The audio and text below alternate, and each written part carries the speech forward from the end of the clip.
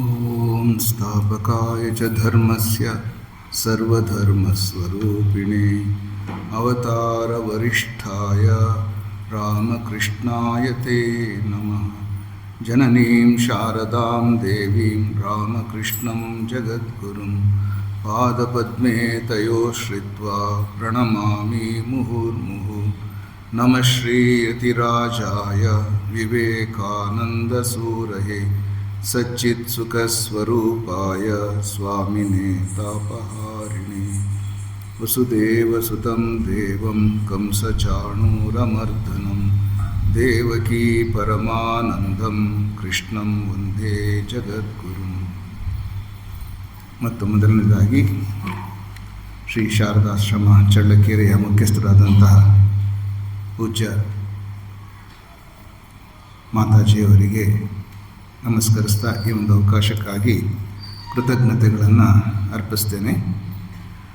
ಇಲ್ಲಿ ನೆರೆದಿರ್ತಕ್ಕಂಥ ಎಲ್ಲ ಭಕ್ತ ಬಾಂಧವರಿಗೆ ನಮನಗಳು. ನಾವೆಲ್ಲರೂ ಕೂಡ ಇಲ್ಲಿ ಈ ದಿನ ಭಾಗವತ ಸಪ್ತಾಹದ ಅಂಗವಾಗಿ ನಡೆಯುತ್ತಿರುವಂಥ ಈ ಕಾರ್ಯಕ್ರಮದಲ್ಲಿ ಭಾಗವಹಿಸಿದ್ದೇವೆ.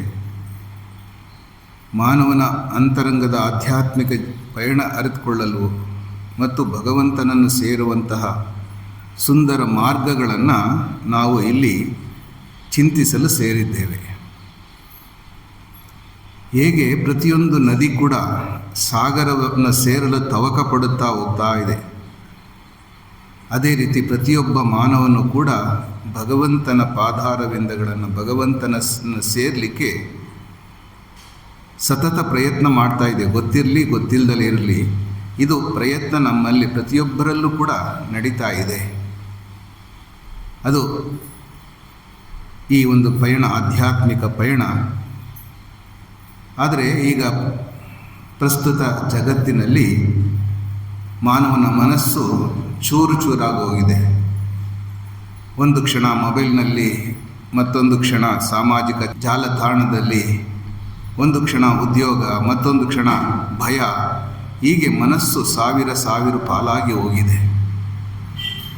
ಇಂತಹ ಒಂದು ಮನಸ್ಸು ಈ ಭಯದ ವಾತಾವರಣದಲ್ಲಿ ಸಾವಿರ ದಿಕ್ಕುಗಳಲ್ಲಿ ಓಡ್ತಾ ಇರುವಂಥ ಮನಸ್ಸನ್ನು ನಾವು ಕೇಂದ್ರೀಕರಿಸಿ ಭಗವಂತನ ಕಡೆ ನಾವು ಹಾಕಿದ್ದೆ ಆದರೆ ನಾವು ನಿಜವಾದ ಶಾಂತಿಯನ್ನು ಪಡೀಲಿಕ್ಕೆ ಸಾಧ್ಯ. ಇದನ್ನೇ ನಮ್ಮ ಸಂತ ಮಹಾತ್ಮರು, ಅವತಾರ ಪುರುಷರು ಬಂದು ಪದೇ ಪದೇ ನಮಗೆ ತಿಳಿಸ್ಕೊಡ್ತಾ ಇದ್ದಾರೆ. ಭಗವತ್ ಸಾಕ್ಷಾತ್ಕಾರವೇ ಜೀವಿತದ ಗುರಿ ಎಂಬುದಾಗಿ ಭಗವಾನ್ ಶ್ರೀರಾಮಕೃಷ್ಣರು ಹೇಳಿದ್ರು. ನಮ್ಮ ಉಪನಿಷತ್ತುಗಳು ಕೂಡ ಹೇಳುತ್ತೆ, ನಮ್ಮ ಬಹಿರ್ಮುಖಿ ಮನಸ್ಸನ್ನು ನಾವು ಸೆಳೆದುಕೊಂಡು ಆ ನಮ್ಮ ಹೃದಯ ಮಂದಿರದಲ್ಲಿರುವಂಥ ಭಗವಂತನನ್ನು ಆರಾಧಿಸಿದ್ದೆ ಆದರೆ ನಾವು ಕೂಡ ಭಗವಂತನನ್ನು ಪಡಿಬೋದು. ಇದು ಒಂದು ರೀತಿಯಲ್ಲಿ ಭಗವಂತನ ಆಟ ಅಂತ ನಾವು ತಿಳ್ಕೊಳ್ಬೋದು. ಕಠೋಪನಿಷತ್ತಲ್ಲಿ ಬರುತ್ತೆ, ಪರಾಂಚಿಕಾನಿ ವೆತರುಣ್ ಸ್ವಯಂಭೂ. ಅಂದರೆ ನಮ್ಮ ಮನಸ್ಸು ಬಹಿರ್ಮುಖವಾಗಿದೆ. ಭಗವಂತ ಒಳ್ಳೆ ಸೃಷ್ಟಿಯನ್ನು ಮಾಡಿದ, ಅತ್ಯದ್ಭುತವಾದಂಥ ಮನುಷ್ಯ ಜನ್ಮವನ್ನು ಸೃಷ್ಟಿಸಿದ. ನಮ್ಮ ದಾಸ ಪರಂಪರೆಯಲ್ಲಿ ಹೇಳುವಂತೆ 84 ಲಕ್ಷ ಜೀವರಾಶಿಯ ನಂತರ ಈ ಮನುಷ್ಯ ಜನ್ಮ ಸಿಕ್ಕತ್ತೆ ಅಂತ ಹೇಳ್ತಾರೆ. ಅಂದರೆ ಈ ಮನುಷ್ಯ ಜನ್ಮ ಅನ್ನೋದು ಅತ್ಯದ್ಭುತವಾದಂಥದ್ದು. ಈ ಭಗವಂತನ ಸೃಷ್ಟಿಯಲ್ಲಿ ದ ಬೆಸ್ಟ್ ಕ್ರಿಯೇಷನ್ ಮನುಷ್ಯ ಜನ್ಮ. ಇಂಥದನ್ನು ಪಡೆದು ಹಾನಿ ಮಾಡಿಕೊಳ್ಳಬೇಡಿ ಹುಚ್ಚಪ್ಪಗಳಿರ ಅಂತ ದಾಸರು ಹೇಳಿದ್ರು. ಕನಕದಾಸರು ಏಸು ಕಾಲಂಗಳ ಕಳೆದು 84 ಲಕ್ಷ ಜೀವರಾಶಿಯಿಂದ ಬಂದಿದ್ದೀ ಶರೀರ ಎಂಬುದಾಗಿ ಹಾಡಿದ್ದಾರೆ. ಹೀಗೆ ಇಂಥ ಒಂದು ಅತ್ಯದ್ಭುತವಾದಂತಹ ಮನುಷ್ಯ ಜನ್ಮವನ್ನು ಪಡೆದು ಕೂಡ ಯಾರು ಭಗವತ್ ಸಾಕ್ಷಾತ್ಕಾರಕ್ಕೆ ಪ್ರಯತ್ನಿಸುವುದಿಲ್ಲವೋ ಅವನ ಜೀವನ ವ್ಯರ್ಥ ಅಂತ ಶ್ರೀರಾಮಕೃಷ್ಣ ಪರಮಹಂಸರು ಕರೆ ಕೊಟ್ಟಿದ್ದಾರೆ. ಹಾಗಾಗಿ ನಮ್ಮ ಗುರಿ, ಮುಖ್ಯ ಗುರಿ ಪರಾವಿದ್ಯ ಅಪರಾವಿದ್ಯ ಎಂಬುದಾಗಿ ಎರಡನ್ನು ಕೂಡ ನಮಗೆ ಹೇಳಿದ್ದಾರೆ. ಯಾವ ಪರಾವಿದ್ಯ ಅಂದರೆ ಯಾವ ವಿದ್ಯೆಯಿಂದ ನಾವು ಪರಮ ಸಾಕ್ಷಾತ್ಕಾರ ಪಡೆದುಕೊಳ್ಬೋದು, ಪರಮ ಸತ್ಯವನ್ನು ಸಾಕ್ಷಾತ್ಕಾರ ಪಡೆದುಕೊಳ್ಬೋದು, ಅದು ವಿದ್ಯೆ. ಅಪರಾವಿದ್ಯೆಯಲ್ಲಿ 64 ವಿದ್ಯೆಗಳು, ಎಲ್ಲ ರೀತಿಯ ವಿದ್ಯೆಗಳು ಎಲ್ಲ ಸೇರಿಕೊಂಡಿವೆ. ನಮ್ಮ ಶಾಸ್ತ್ರಗಳು ಅಪರಾವಿದ್ಯೆಯನ್ನು ನೆಗ್ಲೆಕ್ಟ್ ಮಾಡೋದಿಲ್ಲ. ಅದನ್ನು ಕಲ್ತ್ಕೊಳ್ಳಿ, ಆದರೆ ಮುಖ್ಯ ಗುರಿ ಏನೆಂಬುದನ್ನು ತಿಳ್ಕೊಳ್ಳಿ ಅನ್ನೋದನ್ನು ನಮ್ಮ ಶಾಸ್ತ್ರಗಳು ಹೇಳುತ್ತೆ. ಅದನ್ನೇ ಪರಮಹಂಸ ಶ್ರೀರಾಮಕೃಷ್ಣರು ಅದನ್ನು ತಮ್ಮ ಜೀವನದಲ್ಲಿ ಮಾಡಿ ತೋರಿಸಿದ್ದಾರೆ. ಭಗವತ್ ಸಾಕ್ಷಾತ್ಕಾರವೇ ಜೀವಿತದ ಗುರಿ ಎಂಬುದಾಗಿ. ಹಲವಾರು ಸಹಸ್ರಾರು ವರ್ಷಗಳ ಹಿಂದೆಯೇ ಭಕ್ತ ಪ್ರಹ್ಲಾದನು ನಮ್ಮ ಭಾಗವತೋತ್ತಮ ಶ್ರೀಮದ್ ಭಾಗವತದಲ್ಲಿ ನಮಗೆ 9 ವಿಧದ ಭಕ್ತಿಯನ್ನು ಕೂಡ ಕೊಟ್ಟಿದ್ದಾನೆ. ನವವಿಧ ಭಕ್ತಿ ಅಂತ ಹೇಳ್ತಾರೆ ಅದನ್ನು, ಅಥವಾ ನವಧ ಭಕ್ತಿ ಅಂತಲೂ ಕೂಡ ಹೇಳ್ತಾರೆ. ಶ್ರವಣಂ ಕೀರ್ತನಂ ವಿಷ್ಣು ಸ್ಮರಣಂ ಪಾದ ಸೇವನಂ ಅರ್ಚನಂ ವಂದನಂ ದಾಸ್ಯಂ ಸಖ್ಯಂ ಆತ್ಮನಿವೇದನಂ. ಅಂದರೆ ಶ್ರವಣ, ಕೀರ್ತನ, ಸ್ಮರಣ, ಪಾದ ಸೇವನೆ, ಅರ್ಚನೆ, ವಂದನೆ, ಸಖ್ಯ ಅಂದರೆ ಸ್ನೇಹ ಮತ್ತು ಆತ್ಮನಿವೇದನೆ. ಈ 9 ರೀತಿಯಲ್ಲಿ ಬೇರೆ ರೂಪಗಳು, ಭಕ್ತಿಯ ವಿಭಿನ್ನ ರೂಪಗಳು. ಇದು 9 ಬೇರೆ ಬೇರೆ ಮಾರ್ಗಗಳಲ್ಲ, ಗುರಿ ಒಂದೇ. ಹೇಗೆ ನಾವು ಒಂದು ದೇವಸ್ಥಾನಕ್ಕೆ ಹೋಗಬೇಕಾದ್ರೆ 9 ದ್ವಾರಗಳು ಒಂದು ವೇಳೆ ಇದ್ದರೆ ಯಾವುದೇ ದ್ವಾರದಲ್ಲೂ ನಾವು ಹೋಗ್ಬೋದು. ಮುಖ್ಯವಾಗಿ ಗರ್ಭಗುಡಿಗೆ ಹೋಗಿ ದೇವರಿಗೆ ನಮಸ್ಕಾರ ಮಾಡುವಂಥದ್ದು. ಅದೇ ರೀತಿ ಈ 9 ಮಾರ್ಗಗಳು ಭಕ್ತ ಪ್ರಹ್ಲಾದ ನಮಗೆ ಕೊಟ್ಟಿದ್ದಾನೆ. ಭಕ್ತಿ ಅಂದರೆ ಕೇವಲ ಹಾಡುವುದನ್ನಾಗಲಿ ಅಥವಾ ಪೂಜೆ ಮಾಡುವುದಲ್ಲಾಗಲಿ ಮನುಷ್ಯನ ಪರಿವರ್ತನೆ ಆಗಬೇಕು, ವ್ಯಕ್ತಿತ್ವದ ಪರಿವರ್ತನೆ ಆಗಬೇಕು. ಸಾಮಾನ್ಯವಾಗಿ ನಾವು ದೇವರ ಗುಡಿಗೆ ಹೋಗಿ ಶ್ರದ್ಧಾಭಕ್ತಿಯಿಂದ ಪೂಜೆ ಮಾಡ್ತೀವಿ. ಅಲ್ಲಿ ಒಂದು 10 ನಿಮಿಷ ಇದ್ದು ಅಥವಾ ಮನೆಯಲ್ಲಿ ಒಂದು 10-20 ನಿಮಿಷ ದೇವರ ಪ್ರಾರ್ಥನೆ ಮಾಡಿ ಹೊರಗಡೆ ಹೋಗಿ ನಾವೆಲ್ಲ ಏನೆಲ್ಲ ಮಾಡಬಾರ್ದು ಕೆಲಸ ಎಲ್ಲರೂ ಮಾಡ್ತೇವೆ. ಅದು ನಿಜವಾದ ಪೂಜೆ ಆಗೋದಿಲ್ಲ. ಪೂಜೆ ಅಂದರೆ ಆ ಭಗವಂತನ ಕಡೆ ನಮ್ಮ ಮನಸ್ಸು ಯಾವಾಗಲೂ ಕೂಡ ಹೋಗುವಂತಾಗಬೇಕು. ಅದು ಹೇಗೆ ಅನ್ನೋದನ್ನು ಇಲ್ಲಿ ಭಕ್ತ ಪ್ರಹ್ಲಾದ ನಮಗೆ ತಿಳಿಸ್ಕೊಡ್ತಾ ಇದ್ದಾನೆ. ಹೇಗೆ ಪ್ರೀತಿಯಿಂದ ಆರಂಭವಾಗಿ ನಂಬಿಕೆ ನಂತರ ಶರಣಾಗತಿ ರೂಪ ತೆಗೆದುಕೊಳ್ಳುತ್ತೆ. ಭಗವಂತನೇ ಆವಾಗ ಎಲ್ಲವೂ ಕೂಡ ಆಗಿದ್ದಾನೆ ಎಂಬ ಅನುಭವಕ್ಕೆ ಕೊನೆಗೆ ಬರುತ್ತೆ. ಅಲ್ಲಿ ಆತ್ಮನಿವೇದನೆಯನ್ನು ಮಾಡಿಕೊಳ್ತಾನೆ ಅನ್ನೋದನ್ನು ನಾವು ನೋಡ್ತೇವೆ. ಶ್ರೀರಾಮಕೃಷ್ಣ ಪರಮಹಂಸರು ಕೂಡ ಭಗವಂತನನ್ನು ಪಡೆಯಲು ನಿಜವಾಗಿ ಬೇಕಾಗಿರುವಂಥದ್ದು ಪ್ರೀತಿ ಅಂತ ಹೇಳ್ತಾ ಇದ್ರು.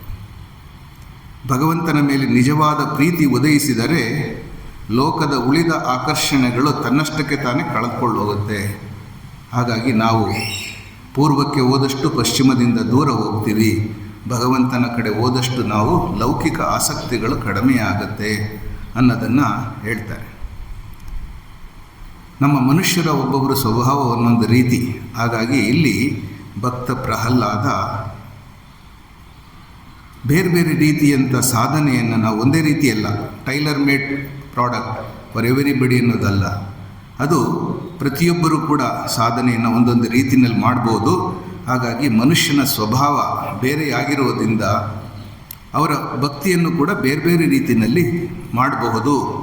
ಯಾರಿಗೋ ಭಜನೆಯಿಂದ, ಯಾರಿಗೋ ಸೇವೆಯಿಂದ, ಯಾರಿಗೋ ಕೀರ್ತನೆಯಿಂದ ಅಥವಾ ಧ್ಯಾನದಿಂದ ಅಥವಾ ಸಂಪೂರ್ಣ ತನ್ನನ್ನು ತಾನು ಸಮರ್ಪಿಸಿಕೊಳ್ಳುವುದರಿಂದ ಅವನು ಭಗವಂತನ ಕಡೆ ಹೋಗ್ತಾನೆ ಅನ್ನೋದನ್ನು ಈ 9 ವಿಧಗಳಲ್ಲಿ ಭಕ್ತ ಪ್ರಹ್ಲಾದ ಹೇಳಿರುವಂಥದ್ದು. ಶ್ರವಣಂ ಕೀರ್ತನಂ ವಿಷ್ಣು ಸ್ಮರಣಂ ಪಾದ ಸೇವನಂ ಅರ್ಚನಂ ವಂದನಂ ದಾಸ್ಯಂ ಸಖ್ಯಂ ಆತ್ಮನಿವೇದನಂ. ಈ 9 ವಿಧಗಳಾದಂಥದ್ದು ಏನು ಅಂತ ತಿಳ್ಕೊಳ್ಳೋಣ. ಜೊತೆಗೆ ನವ ಅನ್ನೋದು ಅರ್ಥ 9 ಅಂತ ಇದೆ. ನವ ಅನ್ನೋದಂದರೆ ಹೊಸದು ಅಂತಲೂ ಕೂಡ ಹೌದು. ಈ ಹೊಸ ವಿಧದಲ್ಲಿ ಭಕ್ತಿ ಏನು ಅಂತನ್ನು ಭಗವಾನ್ ಶ್ರೀರಾಮಕೃಷ್ಣರು ನಮಗೆ ತಿಳಿಸ್ಕೊಟ್ಟಿರೋದನ್ನು ಕೂಡ ಮಧ್ಯದಲ್ಲಿ ಇದರ ಜೊತೆಗೆ ಹೇಳಲಿಕ್ಕೆ ಪ್ರಯತ್ನ ಮಾಡ್ತೇನೆ. ನಾವು ಪ್ರತಿಯೊಬ್ಬರು ಕೂಡ ಚಿಕ್ಕಂದಿನಿಂದ, ಮಗು ಹುಟ್ಟಿದಾಗಲಿಂದ ಕೂಡ ಕೇಳುವುದರಿಂದಲೇ ಶುರುವಾಗುತ್ತೆ. ಶ್ರವಣ ಅಂದರೆ ಕೇಳುವಂಥದ್ದು, ಭಗವಂತನ ವಿಚಾರವಾಗಿ ಕೇಳುವಂಥದ್ದು. ಸಹಜವಾಗಿ ನಾವು ಶ್ರವಣ ಕೇಳುವುದು ಅಂತ ಹೇಳಿದರೆ ಮಗು ಕೂಡ ತನ್ನ ತಾಯಿಯ ಮಾತನ್ನು ಹೇಳ್ತಾ ಹೇಳೋದನ್ನು ಕೇಳಿಸ್ಕೊಳ್ಳುತ್ತೆ. ಮತ್ತು ಅದು ಪುಸ್ತಕವನ್ನು ಓದೋಕ್ಕಿಂತ ಮುಂಚೆ ತಾಯಿಯ ಮಾತನ್ನು ಅರ್ಥ ಮಾಡಿಕೊಳ್ಳುತ್ತೆ, ಕೇಳಿಸ್ಕೊಳ್ಳುತ್ತೆ. ವಿದ್ಯಾರ್ಥಿಗಳು ಕೂಡ ಗುರುಗಳ ಮಾತನ್ನು ಕೇಳಿಸ್ಕೊಳ್ತಾ ಅವರು ವಿದ್ಯಾವಂತರಾಗ್ತಾರೆ. ಅದನ್ನೇ ಉಪನಿಷತ್ತುಗಳಲ್ಲಿ ಕೂಡ ಶ್ರುತ್ವ, ಶ್ರವಣ, ಮನನ, ನಿಧಿಧ್ಯಾಸನ ಅಂತ ಹೇಳ್ತಾರೆ. ಶ್ರವಣಕ್ಕೆ ಅಷ್ಟೊಂದು ಒತ್ತು ಕೊಟ್ಟಿದ್ದಾರೆ. ಒಳ್ಳೆಯ ವಿಚಾರಗಳನ್ನು ಕೇಳ್ತಾ ಹೋಗಬೇಕು. ನಂತರ ಅದನ್ನು ಮನವನ್ನು ಮಾಡಬೇಕು. ನಿಧಿಧ್ಯಾಸನ, ಅದನ್ನು ಕುರಿತು ಚಿಂತನೆ ಮಾಡಬೇಕು, ಆಳವಾಗಿ ಚಿಂತನೆ ಮಾಡಬೇಕು ಅನ್ನೋದು ನಮ್ಮ ಉಪನಿಷತ್ಕಾರರು ಹೇಳುವಂಥದ್ದು. ಶ್ರವಣ, ಮನನ, ನಿಧಿಧ್ಯಾಸನ ಅಂತ. ಇಲ್ಲಿ ಪ್ರಥಮವಾಗಿ ಪ್ರಹ್ಲಾದ ಹೇಳ್ತಾ ಇರುವಂಥದ್ದು ಶ್ರವಣ. ಶ್ರೀರಾಮಕೃಷ್ಣರು ಕೂಡ ಯಾವಾಗಲೂ ಕೂಡ ಸತ್ಸಂಗವನ್ನು ಮಾಡಬೇಕು. ನಾವು ಯಾರ ಸಂಘವನ್ನು ಮಾಡ್ತೀವೋ ಅವರ ಸ್ವಭಾವ ನಮಗೆ ಬಂದ್ಬಿಡುತ್ತೆ ಅಂತೇಳಿ, ಅದಕ್ಕೋಸ್ಕರ ಸತ್ಸಂಗದ ಮಹಿಮೆಯನ್ನು ಶ್ರೀರಾಮಕೃಷ್ಣರು ಪದೇ ಪದೇ ಹೇಳ್ತಾರೆ. ನಾವು ದಿನವಿಡೀ ಬೇರೆ ಬೇರೆ ಮಾತುಕತೆ ಆಡ್ತೀವಿ. ಟೀಕೆ, ರಾಜಕೀಯ ಸಂವಾದ, ಹಣದ ಚರ್ಚೆ ಇವನ್ನೇ ಕೇಳ್ತಾ ಇದ್ದರೆ ಮನಸ್ಸು ನಿಧಾನವಾಗಿ ಲೋಕಾಸಕ್ತಿ ಆಗುತ್ತೆ.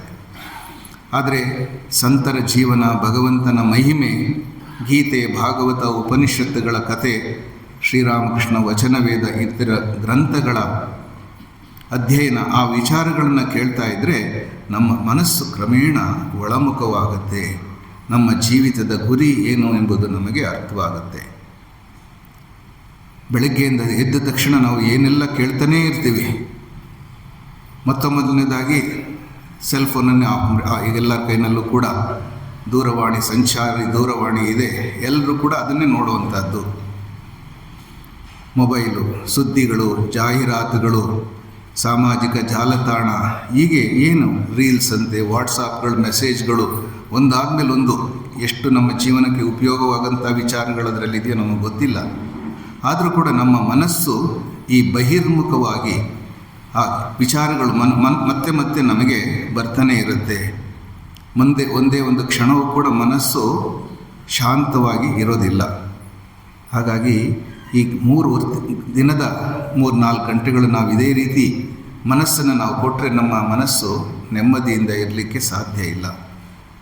ಆದರೆ ಅದೇ ಮನಸ್ಸನ್ನು ನಾವು 24 ಗಂಟೆಗಳ ದಿನದಲ್ಲಿ 24 ನಿಮಿಷವನ್ನಾದರೂ ಕೂಡ ನಾವು ಭಗವಂತನಿಗೆ ಕೊಟ್ಟಿದ್ದೇ ಆದರೆ ಭಗವದ್ಗೀತೆ, ಶ್ರೀರಾಮಕೃಷ್ಣ ವಚನವೇದ, ಇಂಥ ಶ್ರೀಮಾತೆ ಶಾರದಾ ದೇವಿಯರ ಜೀವನ, ವಿವೇಕಾನಂದರ ಜೀವನ, ಸಂತ ಮಹಾತ್ಮರ ಜೀವನ ಒಂದು ವೇಳೆ ಓದ್ತಾ ಇದ್ದರೆ ನಮಗೆ ಆವಾಗ ನಮ್ಮ ಮನಸ್ಸಿನ ಸ್ವಭಾವವೇ ಬದಲಾಗ್ಬಿಡುತ್ತೆ.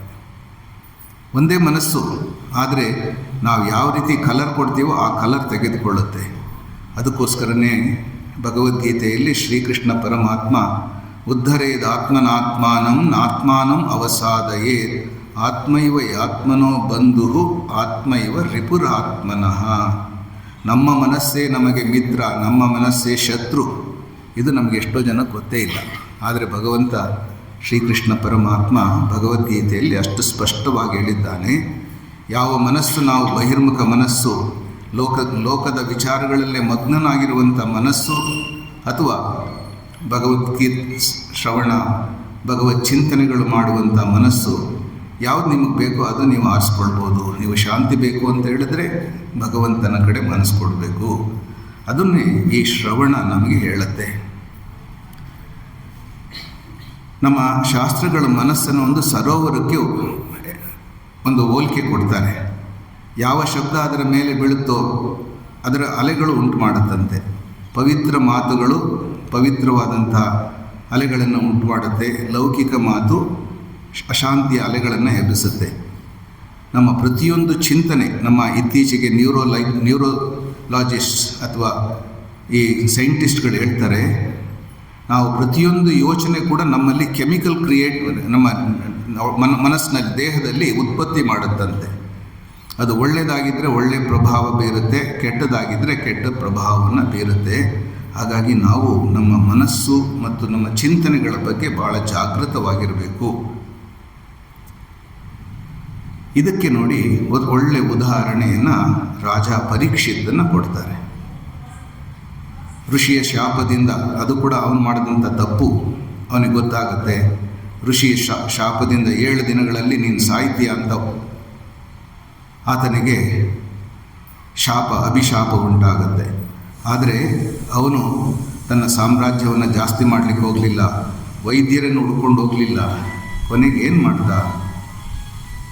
7 ದಿನಗಳ ಸತತವಾಗಿ ಭಗವಂತನ ನಾಮಗುಣ ಕೀರ್ತನೆಯನ್ನು, ಭಗವಂತನ ಮಹಿಮೆಯನ್ನು ಶುಕ ಮಹರ್ಷಿಗಳ ಮೂಲಕ ತಿಳ್ಕೊಂಡ ಹಗಲು ರಾತ್ರಿ ಅದು ಅವನಿಗೆ ಈ ಬಂಧನದಿಂದನೇ ಬಿಡುಗಡೆ ಮಾಡಿತು.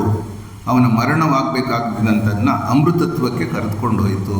ಹಾಗಾಗಿ ಈ ಶ್ರವಣದ ಮಾಧ್ಯಮದಿಂದ, ಶ್ರವಣ ಭಕ್ತಿಯ ಮೂಲಕ ರಾಜ ಪರೀಕ್ಷಿತ ನಮಗೆ ದೊಡ್ಡ ಆದರ್ಶವಾಗಿದ್ದಾನೆ.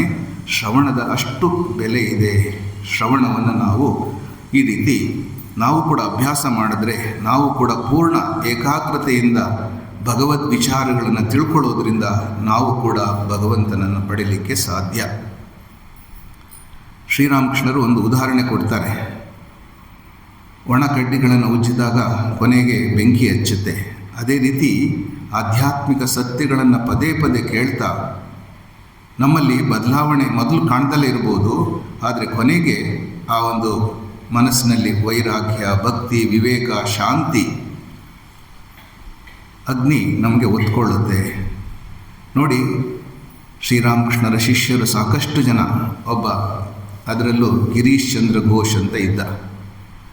ಅವನು ಹೇಳ್ತಾನೆ, ಒಬ್ಬ ದೊಡ್ಡ ಪ್ರಸಿದ್ಧ ನಾಟಕಕಾರ, ಭಾಳ ಪ್ರತಿಭಾನ್ವಿತ ವ್ಯಕ್ತಿ.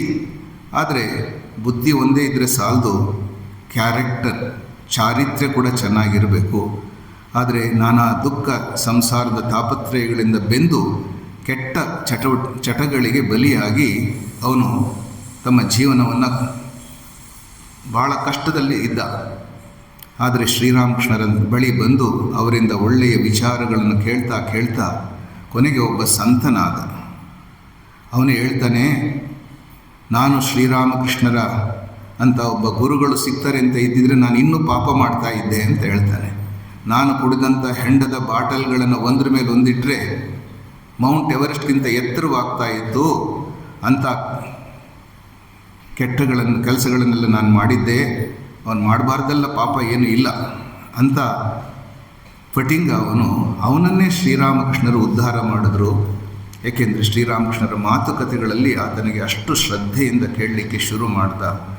ಅದನ್ನು ನಾವು ಇಲ್ಲಿ ನೋಡ್ಬೋದು. ಒಟ್ಟಿನಲ್ಲಿ ಭಕ್ತಿಯ ಮೊದಲನೇ ಹೆಜ್ಜೆ ಕೇಳುವಂಥದ್ದು, ಭಗವಂತನ ನಾಮಗುಣ ಕೀರ್ತನೆಯನ್ನು ಕೇಳುವಂಥದ್ದು. ಎರಡನೇದು ಕೀರ್ತನಂ, ಭಗವನ್ನಾಮ ಸಂಕೀರ್ತನೆ. ಶ್ರವಣದಿಂದ ನಾವು ಭಗವಂತನ ವಿಚಾರಗಳನ್ನು ತುಂಬಿಕೊಳ್ತೀವಿ ಮನಸ್ಸಿನಲ್ಲಿ ಆ ವಿಚಾರಗಳು ತುಂಬಿಕೊಂಡಾಗ ಏನಾಗುತ್ತೆ, ನಮ್ಮ ಮನಸ್ಸಿನ ಒಳಗಡೆಯಿಂದ ಆ ಭಕ್ತಿಭರಿತ ಭಾವದಿಂದ ನಾವು ಹಾಡಲಿಕ್ಕೆ ಶುರು ಮಾಡ್ತೀವಿ. ಭಗವಂತನ ನಾಮಗುಣ ಕೀರ್ತನೆಯನ್ನು ನಾವು ಮಾಡ್ತೀವಿ.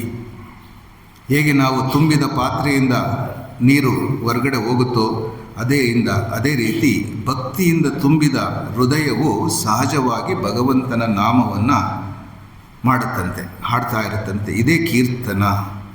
ಭಗವಂತನ ನಾಮಗುಣ ಕೀರ್ತನೆಯನ್ನು ನಾವು ಮಾಡ್ತೀವಿ. ಇದಕ್ಕೆ ಬಹಳ ವಿಶೇಷ ಸ್ಥಾನ ಇದೆ. ನಮ್ಮ ಹಿಂದೂ ಧರ್ಮದಲ್ಲಿ ಭಜನೆ, ಸಂಕೀರ್ತನೆ, ವೇದಘೋಷ, ನಾಮ ಸಂಕೀರ್ತನೆ ಬೇರೆ ಧರ್ಮಗಳಲ್ಲೂ ಕೂಡ ಇದೆ. ಕ್ರೈಸ್ತ ಧರ್ಮದಲ್ಲಿ, ಇಸ್ಲಾಂ ಧರ್ಮದಲ್ಲೂ ಕೂಡ. ಹೀಗೆ ಬೇರೆ ಬೇರೆ ಭಾಷೆ ಬೇರೆ ಆಗಿರ್ಬೋದು, ರಾಗ ಬೇರೆ ಆಗಿರ್ಬೋದು, ಆದರೆ ಭಕ್ತಿಯ ಹೃದಯ ಒಂದೇ. ಹಾಗಾಗಿ ನಾವು ಕೀರ್ತನೆಯನ್ನು ಅಭ್ಯಾಸ ಇಟ್ಕೊಳ್ಬೇಕು. ಇದಕ್ಕೆ ಕ್ಲಾಸಿಕ್ ಎಕ್ಸಾಂಪಲ್ ನಮಗೆ ಅಂತ ಹೇಳಿದ್ರೆ ನಾರದ ಮಹರ್ಷಿಗಳು ಕೈಯಲ್ಲಿ ವೀಣೆಯನ್ನು ಹಿಡಿದುಕೊಂಡು ಭಗವಂತನ ನಾಮವನ್ನು ಹಾಡ್ತಾ ಲೋಕಾಂತರಗಳಲ್ಲೆಲ್ಲ ಅವರು ಪ್ರವಾಸ ಮಾಡಿ ಭಗವದ್ಭಕ್ತಿಯನ್ನು ಪ್ರಚಾರ ಮಾಡಿದರು.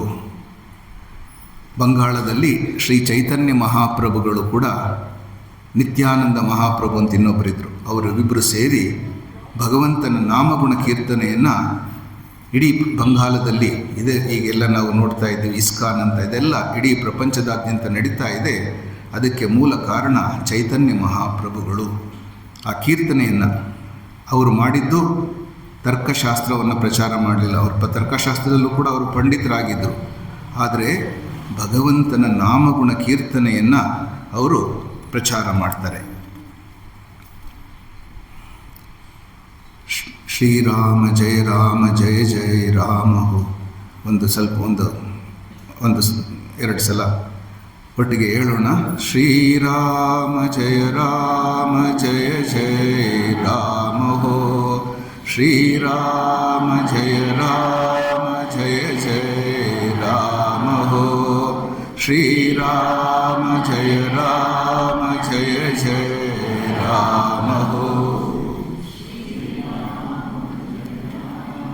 ಒಟ್ಟಿಗೆ ನಾವು ಈ ಸಂಕೀರ್ತನೆಯನ್ನು ಹೇಳಿದ್ರೆ, ನಾವು ವಿದ್ಯಾರ್ಥಿಯಾಗಿದ್ದಾಗ ಮೈಸೂರು ರಾಮಕೃಷ್ಣಾಶ್ರಮಕ್ಕೆ ಹೋಗಬೇಕಾದ್ರೆ ಪರಮ ಪೂಜ್ಯ ಸ್ವಾಮಿ ಜಗದಾತ್ಮಾನಂದಜಿಯವರು, ಬದುಕಲು ಕಲಿರಿಯ ಗ್ರಂಥಕರ್ತರು, ವಿದ್ಯಾರ್ಥಿಗಳಿಗೆ ಕ್ಲಾಸ್ ತೆಗೆದುಕೊಳ್ಬೇಕಾದ್ರೆ ಈ ಹಾಡನ್ನು ಅಷ್ಟು ಶ್ರದ್ಧಾಭಕ್ತಿಯಿಂದ ನಮ್ಮ ಹತ್ರ ಆಡಿಸ್ತಾ ಇದ್ದರು. ಎಷ್ಟು ಈ ಕೀರ್ತನೆಯಿಂದ ಶ್ರೀರಾಮಕೃಷ್ಣರು ಹೇಳುವಂತೆ ಪಾಪ ಎಲ್ಲ ಹೊರಟೋಗುತ್ತಂತೆ. ಹೇಗೆ ಒಂದು ಮರದ ಮೇಲೆ ಹಕ್ಕಿಗಳು ಕುಳಿತುಕೊಂಡಿದ್ರೆ ಚಪ್ಪಾಳೆ ತಟ್ಟಿದ್ರೆ ಅದು ಹಕ್ಕಿಗಳೆಲ್ಲ ಹೊರಟೋಗುತ್ತೋ, ಅದೇ ರೀತಿ ನಮ್ಮಲ್ಲಿರುವಂಥ ಪಾಪಗಳು, ಅಂದರೆ ನಾವು ತಪ್ಪುಗಳನ್ನು ಮಾಡ್ತೀವಿ, ಮನುಷ್ಯ ಸಹಜವಾದಂಥ ತಪ್ಪುಗಳನ್ನು ಮಾಡ್ತೀವಿ, ಅದು ಭಗವಂತನ ನಾಮಗುಣ ಸಂಕೀರ್ತನೆಯಿಂದ ದೂರ ಮಾಡಿಕೊಳ್ಬೋದು ಅನ್ನೋದನ್ನು ಶ್ರೀರಾಮಕೃಷ್ಣರು ಪದೇ ಪದೇ ಹೇಳ್ತಾ ಇದ್ರು. ಹಾಗಾಗಿ ಶ್ರೀರಾಮಕೃಷ್ಣರಿಗೆ ಭಜನೆ ಅಂದರೆ ಭಾಳ ಜೀವ. ದಕ್ಷಿಣೇಶ್ವರರು ಭಕ್ತರು ಭಕ್ತಿಗೀತೆಗಳನ್ನು ಹಾಡ್ತಾ ಇದ್ದಾಗ, ಅದರಲ್ಲೂ ನರೇಂದ್ರನಾಥ ಹಾಡ್ತಾ ಇದ್ದಂಥ ಸಂದರ್ಭದಲ್ಲಿ ಶ್ರೀರಾಮಕೃಷ್ಣರು ಮುಹುರ್ಮುಹು ಸಮಾಧಿಗೆ ಹೋಗ್ತಾ ಇದ್ದರು. ಅಲ್ಲಿ ಆ ಭಗವಂತನ ಕೀರ್ತನೆ ಕೇಳ್ತಾ ಕೇಳ್ತಾ ಅವರು ಸಮಾಧಿ ಸ್ಥಿತಿಗೂ ಕೂಡ ಹೋಗ್ತಾ ಇದ್ದರು. ಹಾಗಾಗಿ ಮಾತು ಬುದ್ಧಿಯನ್ನು ಸ್ಪರ್ಶಿಸುತ್ತೆ, ನಂತರ ಸಂಗೀತವು ಹೃದಯವನ್ನು ಸ್ಪರ್ಶಿಸುತ್ತೆ. ಹಾಗಾಗಿ ತತ್ವಶಾಸ್ತ್ರೆಯನ್ನು ಅರ್ಥ ಮಾಡ್ಕೊಳ್ಳೋದಲ್ಲೇ ಇದ್ದರೂ ಕೂಡ ಭಕ್ತಿ ಸಂಗೀತವನ್ನು ಕೇಳ್ತಾ ಕೇಳ್ತಾ ನಾವು ಕಣ್ಣೀರಿಡುತ್ತೇವೆ. ನಾವು ನಮ್ಮಲ್ಲಿ ಕರ್ನಾಟಕದಲ್ಲಿ ವಿಶೇಷವಾಗಿ ದಾಸ ಸಾಹಿತ್ಯ ಇದೆ.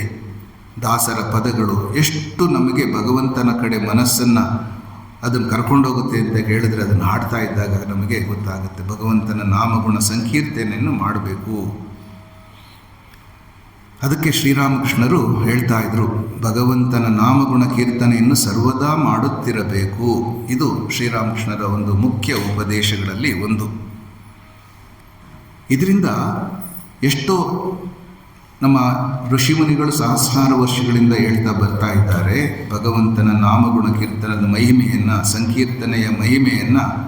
ಇತ್ತೀಚೆಗೆ ವೈದ್ಯರು ಕೂಡ ಹೇಳ್ತಾರೆ, ಭಕ್ತಿಯಿಂದ ಹಾಡುವುದು ನಮ್ಮ ಮಾನಸಿಕ ಒತ್ತಡವನ್ನು ಕಡಿಮೆ ಮಾಡುತ್ತಂತೆ. ಅಷ್ಟೇ ಅಲ್ಲ, ಮನಸ್ಸಿಗೆ ಸಮತೋಲವನ್ನು ತಂದುಕೊಡುತ್ತೆ, ರಕ್ತದ ಒತ್ತಡವನ್ನು ಕೂಡ ಕಂಟ್ರೋಲ್ ಮಾಡುತ್ತೆ. ಈಗ ನೀವೆಲ್ಲ BP-ಗೋಸ್ಕರ, ಶುಗರ್ಗೋಸ್ಕರ ಎಷ್ಟೆಲ್ಲ ಟ್ಯಾಬ್ಲೆಟ್ ತಗೊಳ್ಬೇಕಾಗಿದೆ. ನಿಜವಾಗಿ ಶ್ರದ್ಧಾಭಕ್ತಿಯಿಂದ ಭಗವಂತನ ನಾಮಗುಣ ಕೀರ್ತನೆ ಮಾಡಿದರೆ ಇವುಗಳೆಲ್ಲ ಕಂಟ್ರೋಲಿಗೆ ಬರುತ್ತೆ ಅಂತ ಹೇಳ್ತಾರೆ.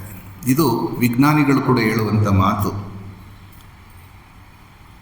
ಈ ಸಮೂಹ ಭಜನೆಯ ಮಹಿಮೆ ಕೂಡ ಬಹಳ ಇದೆ. ಈಗ ಮಾಡ್ತಾ ಏನಾಗುತ್ತೆ, ಇಲ್ಲಿ ಯಾವುದು ಭೇದ ಭಾವ ಇಲ್ಲ. ನೋಡಿ, ಭಜನೆ ಮಾಡಬೇಕಾದ್ರೆ ನಾನು ಶ್ರೀಮಂತ, ನಾನು ಬಡವ, ನಾನು ವಿದ್ಯಾವಂತ, ನಾನು ಅವಿದ್ಯಾವಂತ, ನಾನು ಪುರುಷ, ನಾನು ಸ್ತ್ರೀ, ಈ ಯಾವ ತಾರತಮ್ಯನೇ ಇಲ್ಲ. ನಾವು ಭಗವಂತನ ನಾಮಗುಣ ಕೀರ್ತನೆಯನ್ನು ಸಾಮೂಹಿಕವಾಗಿ ಮಾಡಲಿಕ್ಕೆ ಇಂಥ ಆಶ್ರಮಗಳು ಇಲ್ಲಿ ಬಂದು ಭಗವಂತನ ನಾಮಗುಣ ಕೀರ್ತನೆಯನ್ನು ಮಾಡಿದ್ದೇ ಆದರೆ ನಮಗೆ ಭಗವಂತನ ಕಡೆ ಹೋಗಲಿಕ್ಕೆ ಸಹಾಯ ಆಗತ್ತೆ. ಈಗ ಇಂದಿನ ಕಾಲದ ಅಗತ್ಯ ಏನು ಅಂದರೆ, ಇಂದು ಮನುಷ್ಯ ಕಾಣದ ಭಾರವನ್ನು ಹೊತ್ತು ಬದುಕ್ತಿದ್ದಾನೆ. ಖಿನ್ನತೆ, ಒಂಟಿತನ, ಆತಂಕ, ಸ್ಪರ್ಧೆ, ಸಾಮಾಜಿಕ ಜಾಲತಾಣಗಳಲ್ಲಿ ನಿರಂತರ ಹೋಲಿಕೆ, ಇವೆಲ್ಲ ಮನಸ್ಸನ್ನು ಆಯಾಸಗೊಳಿಸುತ್ತೆ. ಹಾಗಾಗಿ ವಾರಕ್ಕೊಮ್ಮೆ ಆದರೂ ಕೂಡ ಪ್ರತಿನಿತ್ಯ ಮಾಡಿದ್ರೆ ಭಾಳ ಒಳ್ಳೆಯದು. ಇಂತಹ ಭಜನಾ ಕಾರ್ಯಕ್ರಮಗಳಲ್ಲಿ ನಾವು ಭಾಗವಹಿಸಬೇಕು. ಆಗ ನಮಗೆ ಶಾಂತಿ ಸಿಕ್ಕತ್ತೆ.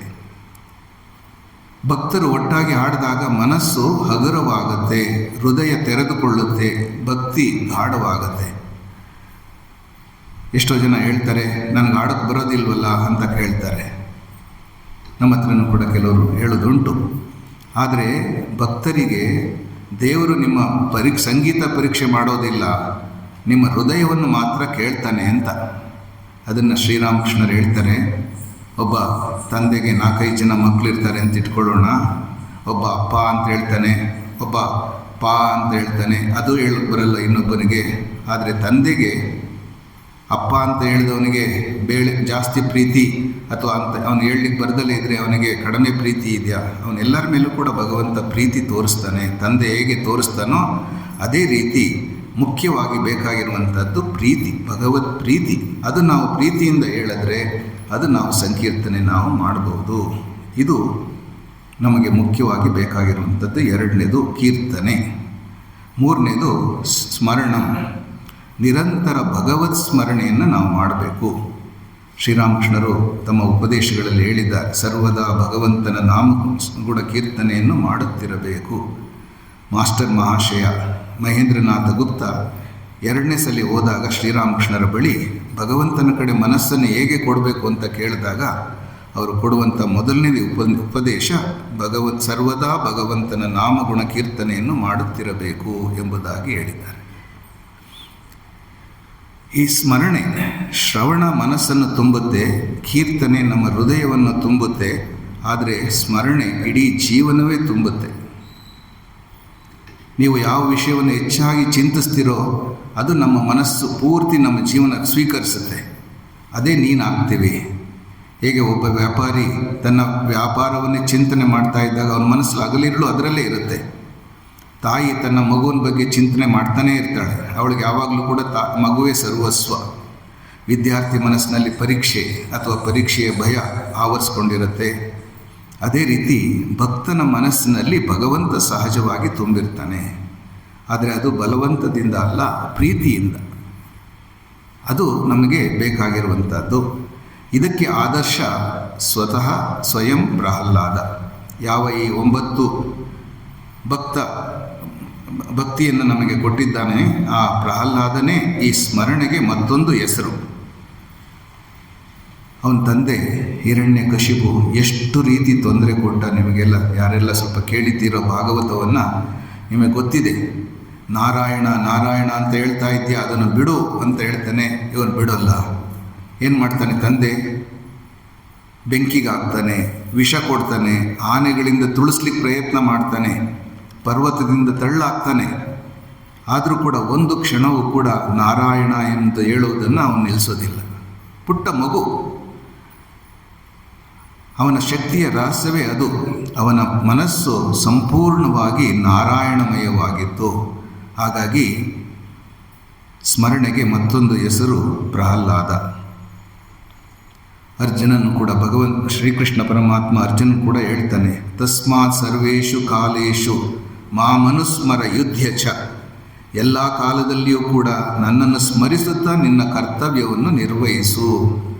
ನೀನು ಯುದ್ಧದಿಂದ ಹೋಗಿ ಪಲಾಯನ ಮಾಡಂತ ಹೇಳಲಿಲ್ಲ, ಯುದ್ಧ ಮಾಡು, ಆದರೆ ನನ್ನನ್ನು ಸ್ಮರಣೆ ಮಾಡ್ತಾ ಮಾಡು ಎಂಬುದಾಗಿ ಅವನು ಶ್ರೀಕೃಷ್ಣ ಪರಮಾತ್ಮ ಅರ್ಜುನನಿಗೆ ಹೇಳಿದ. ಇದು ಪ್ರಾಕ್ಟಿಕಲ್ ವೇದಾಂತ. ನಾವು ಪ್ರಾಕ್ಟಿಕಲ್ ಡಿವೋಷನ್ ಪ್ರಾಕ್ಟೀಸ್, ನಮ್ಮ ಪ್ರಾಯೋಗಿಕ ವೇದಾಂತ ಕೂಡ ಹೌದು. ಶ್ರೀರಾಮಕೃಷ್ಣರು ಕೂಡ ಯಾರ ಹತ್ರನೇ ಮಾತನಾಡ್ತಾ ಇರಲಿ, ಊಟ ಮಾಡ್ತಾ ಇರಲಿ, ನಗ್ತಾ ಇರಲಿ, ಅವರ ಮನಸ್ಸು ಜಗನ್ಮಾತೆಯಲ್ಲೇ ನೆಲೆಗೊಂಡಿರ್ತಾ ಇತ್ತು ಯಾವಾಗಲೂ ಕೂಡ. ಯಾರಾದರೂ ಕೇವಲ ಕಾಳಿ ಎಂಬುದನ್ನು ಉಚ್ಚರಿಸಿದ್ರು ಕೂಡ ಅವರು ಭಾವ ಸಮಾಧಿಗೆ ಹೋಗ್ತಾ ಇದ್ರು. ಅವರ ಮನಸ್ಸು ಲೀನವಾಗ್ತಾ ಇತ್ತು. ಹೊರಗೆ ಕೆಲಸ ಮಾಡ್ತಾ ಇದ್ರು ಕೂಡ ಒಳಗೆ ನಿರಂತರವಾಗಿ ಸ್ಮರಣೆ, ಭಗವತ್ ಸ್ಮರಣೆಯಲ್ಲಿ ಅವರು ಮನಸ್ಸು ಇರ್ತಾ ಇತ್ತು ಯಾವಾಗಲೂ ಕೂಡ. ಶಾರದಾ ಮಾತೆಯವರು ಕೂಡ ಹೇಳ್ತಾರೆ, ನಿಮಗೆಲ್ಲ ಗೊತ್ತಿರ್ಬೋದು, ಶಾರದಾ ಮಾತಾಜಿಯವರು ಬಹುಶಃ ಕ್ಲಾಸಸ್ ಎಲ್ಲ ತೆಗೆದುಕೊಂಡು ಹೇಳಿದ್ದಾರೆ. ಶಾರದಾ ಮಾತೆಯವರ ಜೀವನ ಅತ್ಯಂತ ಸರಳ ಜೀವನ. ಒಂದು ಚಿಕ್ಕ ಕೊಠಡಿಯಲ್ಲಿ, ಯಾರೆಲ್ಲ ದಕ್ಷಿಣೇಶ್ವರಕ್ಕೆ ಹೋಗಿದ್ದೀರಾ ನೋಡಿರ್ತೀರ, ಚಿಕ್ಕ ಕೋಣೆ ಇಷ್ಟಿರ್ಬೋದೇನೋ. ಅಂಥ ಕೋಣೆಯಲ್ಲಿ ವಾಸ ಮಾಡುವ ಸಂದರ್ಭದಲ್ಲಿ ನಾನು ಆನಂದವಾಗಿದ್ದೆ. ಶ್ರೀರಾಮಕೃಷ್ಣರು ಆನಂದದ ಕಳಸವನ್ನು ನನ್ನೊಳಗಡೆ ಇಟ್ಟಿದ್ರು ಅಂತ ಹೇಳ್ತಾರೆ. ದುಃಖ ಏನು ಅಂತ ನನಗೆ ಗೊತ್ತೇ ಇಲ್ಲ ಅಂತ ಹೇಳ್ತಾರೆ. ಅವ್ರಿಗೇನು ಅಟ್ಯಾಚ್ ಬಾತ್ರೂಮ್ ಇರಲಿಲ್ಲ, ದೂರ ಇರ್ತಿತ್ತು.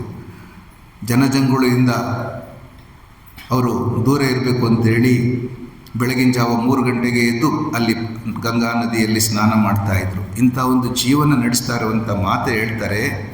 ಅವರು ಕೂಡ ಇಡೀ ದಿನ ಕೆಲಸದಲ್ಲಿ ನಿರತರಾಗಿರ್ತಾಯಿದ್ರು. ಜಪ ಧ್ಯಾನದಲ್ಲಿ ಅಡುಗೆ ಮಾಡಬೇಕಿತ್ತು, ಭಕ್ತರಿಗೆ ಊಟ ಕೊಡಬೇಕಿತ್ತು. ಇಷ್ಟೆಲ್ಲಗಳ ಮಧ್ಯೆ ಭಗವಂತನ ನಾಮ, ಯಾರೋ ಕೇಳ್ತಾರೆ ನಾನು ಹೇಗೆ ಭಗವಂತನ ಸ್ಮರಣೆ ಮಾಡಬೇಕು ಅಂತ. ಅದಕ್ಕೆ ಕೆಲಸ ಮಾಡುತ್ತಾ ಮಾಡುತ್ತಾ ಭಗವಂತನ ಸ್ಮರಣೆಯನ್ನು, ನಾಮವನ್ನು ಜಪಿಸು. ಕೈಗಳು ಕೆಲಸ ಮಾಡಲಿ, ಮನಸ್ಸು ದೇವರಲ್ಲಿ ಇರಲಿ. ಇದರಲ್ಲಿ ಸ್ಮರಣ ಯೋಗವೇ ಅಡಗಿದೆ ಶಾರದಾ ಮಾತೆಯವರು. ಒಂದು ಸಲ ಸ್ವಾಮಿ ಮಾಧವಾನಂದಜಿ ಮಹಾರಾಜ್ ಅಂತೇಳಿ ಶ್ರೀಮಾತೆಯ ಶಿಷ್ಯರು, ರಾಮಕೃಷ್ಣ ಮಠದ ಮಹಾ ಅಧ್ಯಕ್ಷರಾಗಿದ್ದರು. ಅವರು ಒಮ್ಮೆ ಹೀಗೆ ಪ್ರಶ್ನೆ ಕೇಳಿದಾಗ ಮಾತೆ ಹೇಳ್ತಾರೆ, ನೋಡಪ್ಪ, ನಾವೆಲ್ಲ ಹೆಂಗಸರು, ನಾವು ಬೇರೆ ಬೇರೆ ಕೆಲಸದಲ್ಲಿ ತೊಡಗಿಸಬೇಕಾಗತ್ತೆ, ಅಡುಗೆ ಮಾಡಬೇಕಾಗತ್ತೆ. ಅಡುಗೆ ಮಾಡಲಿಕ್ಕೆ ಅನ್ನ ಇಟ್ಟಿರ್ತೀನಿ, ಅನ್ನ ಇಟ್ಟು ಅದನ್ನು ಬೇಯಲಿಕ್ಕೋಸ್ಕರ ಸಮಯ ಆಗಿರುತ್ತೆ. ಆ ಸಮಯದಲ್ಲಿ ನಾನು ಜಪ ಮಾಡ್ತೀನಿ. ಈ ರೀತಿ ಒಂದೊಂದು ಕೆಲಸ ಮಾಡಬೇಕಾದ್ರೂ ಕೂಡ ನನ್ನ ಮನಸ್ಸು ಜಪದಲ್ಲಿ ತೊಡಗಿಸ್ಕೊಳ್ತೀನಿ. ಹಾಗಾಗಿ ನಾನು ಇಷ್ಟೊಂದು ಜಪ ಮಾಡಲಿಕ್ಕೆ ಸಾಧ್ಯ ಆಯಿತು ಅಂತ ಅವ್ರು ಹೇಳ್ತಾ ಇದ್ರು.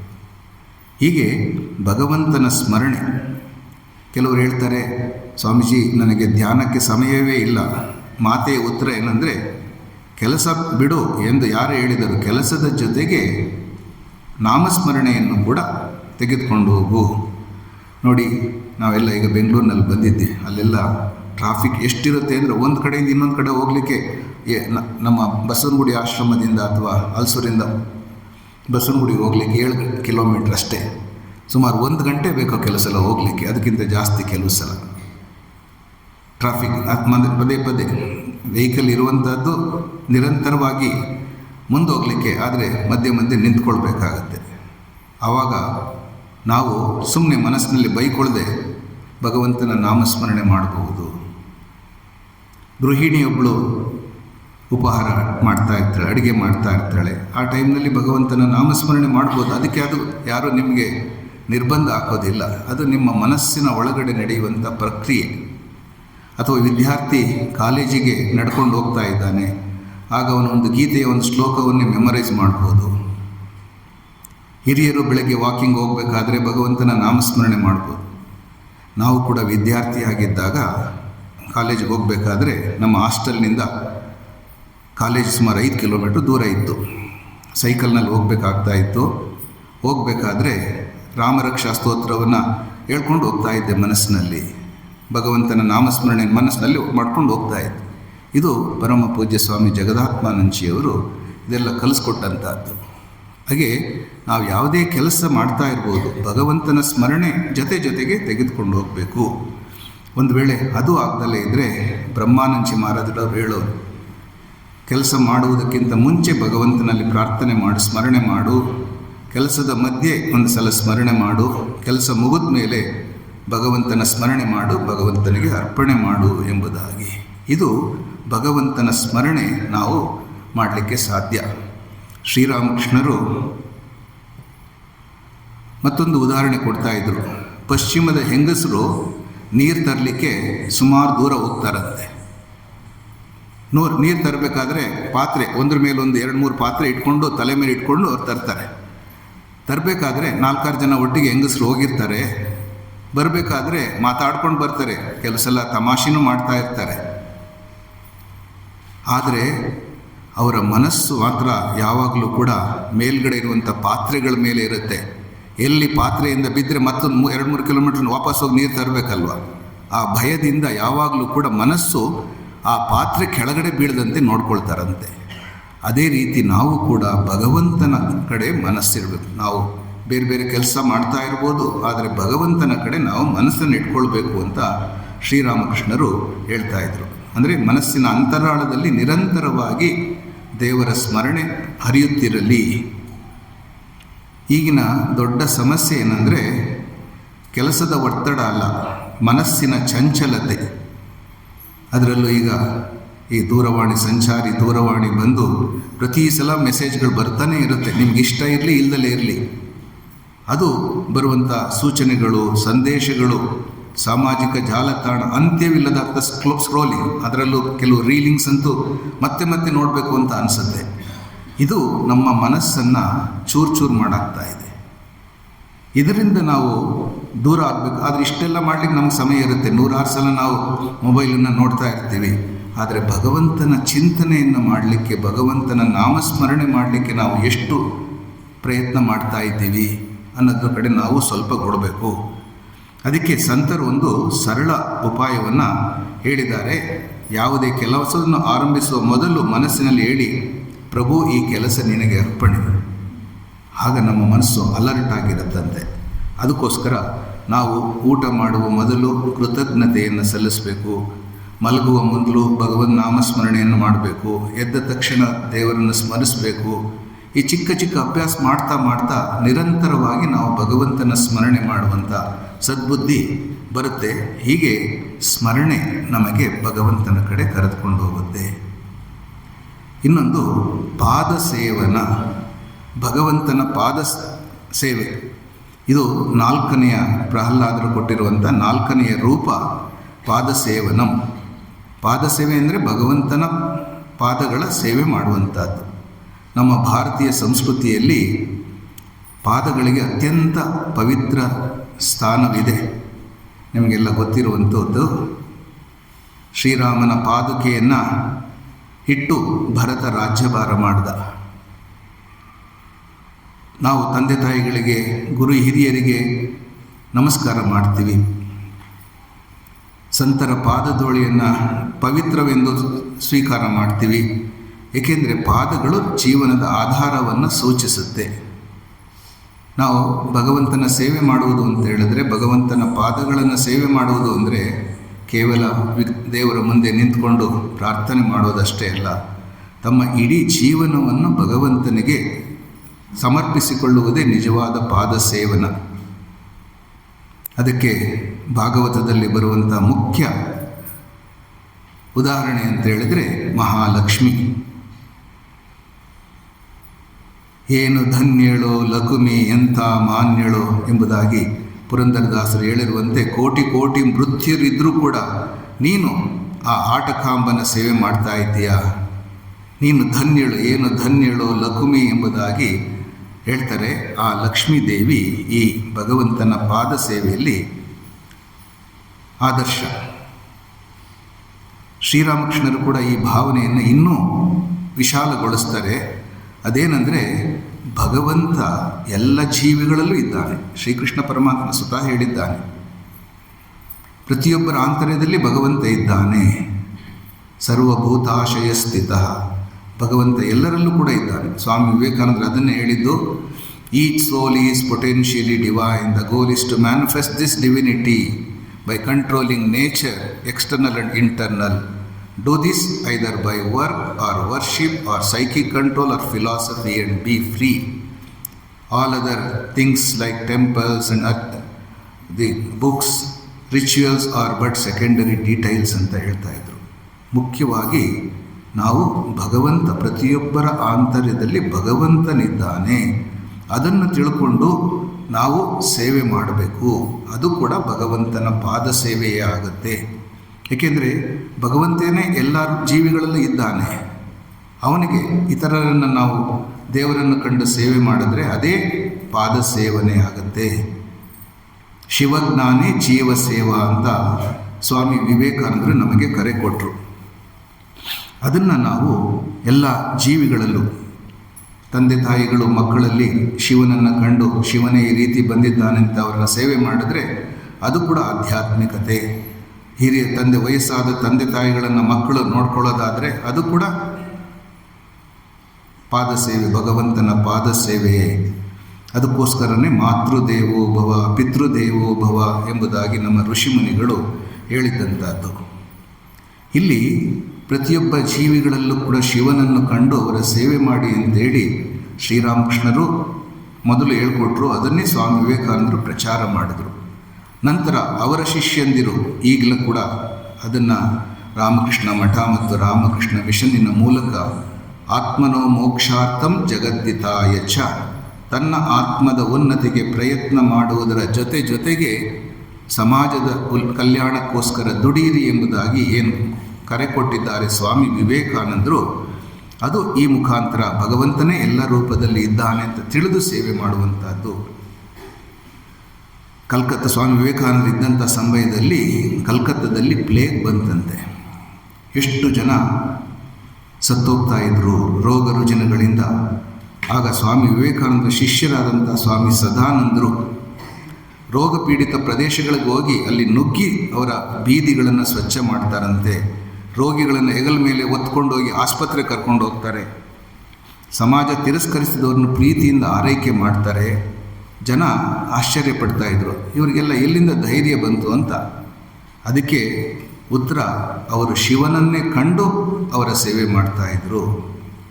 ಸ್ವಾಮಿ ಅಖಂಡಾನಂದಜಿ ಅಂತೇಳಿ ಶ್ರೀರಾಮಕೃಷ್ಣರ ಇನ್ನೊಬ್ಬರು ಶಿಷ್ಯರು, ಅವರು ಕೂಡ ಮುರ್ಷಿದಾಬಾದ್ ಎಂದ ಜಾಗದಲ್ಲಿ ಭೀಕರ ಕ್ಷಾಮ ಉಂಟಾದಾಗ ಸಹಸ್ರಾರು ವರ್ಷಗಳು ಜನರು ಹಸಿವಿನಿಂದ ನರಳುತ್ತಿದ್ದರಂತೆ. ಅಲ್ಲಿಯ ಮಕ್ಕಳನ್ನು ತಮ್ಮ ಆಶ್ರಮಕ್ಕೆ ಕರ್ಕೊಂಡು ಬಂದು ಇಟ್ಕೊಂಡು ಅವರಿಗೆ ಊಟ ಉಪಚಾರಗಳನ್ನು ಮಾಡಿ ಅವರ ಸೇವೆ ಮಾಡ್ತಾಯಿದ್ರು. ಅವರನ್ನು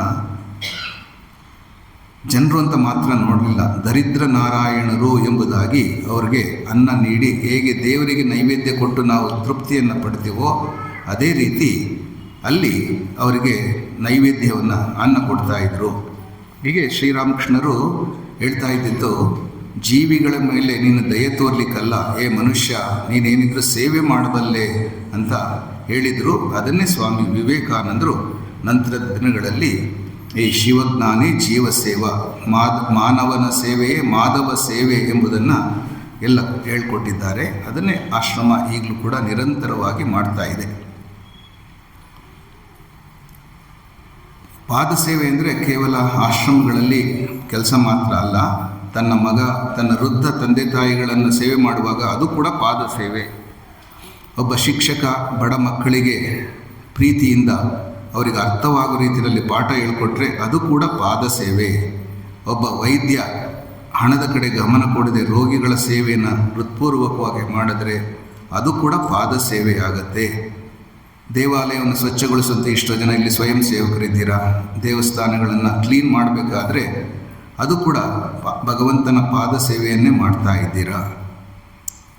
ಮನೆಯಲ್ಲಿ ಅನಾರೋಗ್ಯದಿಂದ ಬಳಲ್ತಿರುವಂಥ ಮಕ್ಕಳನ್ನು ತಾಯಿ ನೋಡ್ಕೊಳ್ತಿದ್ದಾಳೆ, ಅದು ಕೂಡ ಭಗವಂತನ ಪಾದ ಸೇವೆಯನ್ನೇ ಮಾಡ್ತಾ ಇದ್ದಾಳೆ. ಹೀಗೆ ನಾವು ಭಗವಂತನ ಸೇವೆಯನ್ನು ಬೇರೆ ಬೇರೆ ರೀತಿಯಲ್ಲಿ ಮಾಡಬಹುದು. ಇದು ಅದೇನೆಂದರೆ ಯಾವ ಪ್ರತಿಫಲವನ್ನು ಕೂಡ ಈ ಜಗತ್ತು ಸಾಮಾನ್ಯವಾಗಿ ಯಶಸ್ಸಿಗೆ, ಇತ್ತೀಚೆಗಂತೂ ಫುಟ್ಬಾಲ್ ವರ್ಲ್ಡ್ ಕಪ್ ಫುಟ್ಬಾಲ್ನಲ್ಲಿ ನೀವೆಲ್ಲ ನೋಡಿದರೆ ಏನು ಪೈಪೋಟಿ, ಬಾಪ್ರೆ ಬಾ, ಎಲ್ಲರೂ ಕೂಡ ಆನಂದವಾಗಿರೋಕ್ಕಾಗಲ್ಲ. ಆದರೆ ಆ ಪೈಪೋಟಿಯಲ್ಲಿ ಏನು ಯಶಸ್ಸು ಎಲ್ಲಿ ಯಾರಿಗೆ ಸಿಗುತ್ತೋ ಅವರನ್ನು ಹೊಗಳೋದು ಅಂಥದ್ದು, ಬೇರೆಯವರನ್ನ ತೆಗಳುವಂಥದ್ದು ಇದು ಸಹಜ. ಹೆಸರು, ಹಣ, ಪದವಿ, ಪ್ರಶಸ್ತಿ ಇವುಗಳನ್ನೇ ಸಾಧನೆ ಅಂತ ಹೊರಗಡೆ ಜಗತ್ತು ಹೇಳುತ್ತೆ. ಆದರೆ ಆಧ್ಯಾತ್ಮಿಕ ಜಗತ್ತಿನಲ್ಲಿ ಯಾವ ಪ್ರತಿಫಲವನ್ನು ಬಯಸದೆ ಮಾಡುವಂಥ ಸೇವೆ ಇದೆಯಲ್ಲ ಅದು ಭಗವಂತನ ಸೇವೆ, ಪಾದ ಸೇವೆ. ಇದು 4ನೇದು.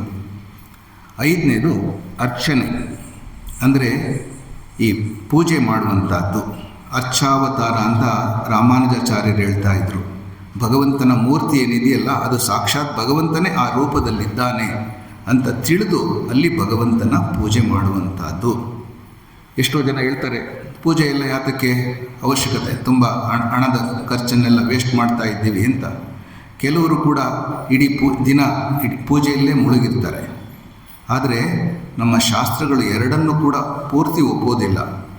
ಪೂಜೆಯ ಉದ್ದೇಶ ಏನಂದರೆ ನಮ್ಮನ್ನು ನಾವು ಪವಿತ್ರನನ್ನಾಗಿ ಮಾಡಿಕೊಳ್ಳುವಂಥದ್ದು. ನಾವು ಹೂವನ್ನು ಅರ್ಪಿಸ್ತಾ ಇದ್ದೀವಿ, ಆವಾಗ ಹೃದಯವನ್ನು ಅರಳಿಸ್ಕೊಳ್ತಾ ಇದ್ದೀವಿ. ಭಗವಂತ ಆ ಒಳಗಡೆ ಅರಳ್ತಾ ಇದ್ದಾನೆ. ದೀಪವನ್ನು ಹಚ್ಚುವಾಗ ನಮ್ಮ ಅಜ್ಞಾನ ಕತ್ತಲೆ ದೂರವಾಗ್ತಾ ಇದೆ ಎಂದು ನಾವು ಪ್ರಾರ್ಥಿಸ್ತಾ ಇವೆ. ಧೂಪವನ್ನು ಮಾಡಬೇಕಾದ್ರೆ ಧೂಪ ಅಗರಬತ್ತಿಯನ್ನು ಆ ಪರಿಮಳ ಏನು ಸದ್ಗುಣಗಳ ಪರಿಮಳ ನಾವು ಹರಡ್ತಾ ಇದ್ದೀವಿ ಅನ್ನೊಂದು ತಿಳ್ಕೊಳ್ಬೇಕಂತೆ. ಹೀಗೆ ಪ್ರತಿಯೊಂದು ಪೂಜೆಯ ಪ್ರತಿಯೊಂದು ಕೂಡ ಉಪಚಾರವೂ ಕೂಡ ನಮ್ಮ ಅಂತರಂಗದ ಸಾಧನೆಯಾಗತ್ತೆ. ಶ್ರೀರಾಮಕೃಷ್ಣರು ಕೂಡ ಕಾಳಿ ಮಾತೆಯ ಪೂಜೆ ಮಾಡ್ತಾ ಇದ್ದಂಥ ಸಂದರ್ಭದಲ್ಲಿ ಅದು ಯಾಂತ್ರಿಕ ಕ್ರಿಯೆಯಾಗಿರಲಿಲ್ಲ, ಅದು ಜೀವಂತ ಅನುಭವವಾಗಿತ್ತು. ಕಾಳಿ ಮಾತೆಗೆ ಅಲಂಕಾರ ಮಾಡಬೇಕಾದ್ರೆ ಅವರು ಹೊರ ಜಗತ್ತನ್ನೇ ಮರೆತು ಬಿಡ್ತಾ ಇದ್ದರು. ಹೀಗೆ ಅವರು ಈ ಅರ್ಚನೆಯ ಮೂಲಕ ಭಗವಂತನನ್ನು ಕಂಡುಕೊಳ್ತಾ ಇದ್ದರು.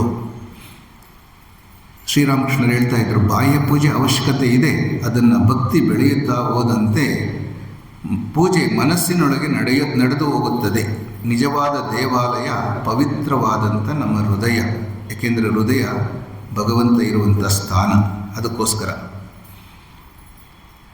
ಗೀತೆಯಲ್ಲೂ ಕೂಡ ಭಗವಂತ ಹೇಳಿದ್ದಾನೆ, ಪತ್ರಂ ಪುಷ್ಪಂ ಫಲಂ ತೋಯಂ ಯೋ ಮೇ ಭಕ್ತ್ಯಾ ಪ್ರಯಚ್ಛತಿ.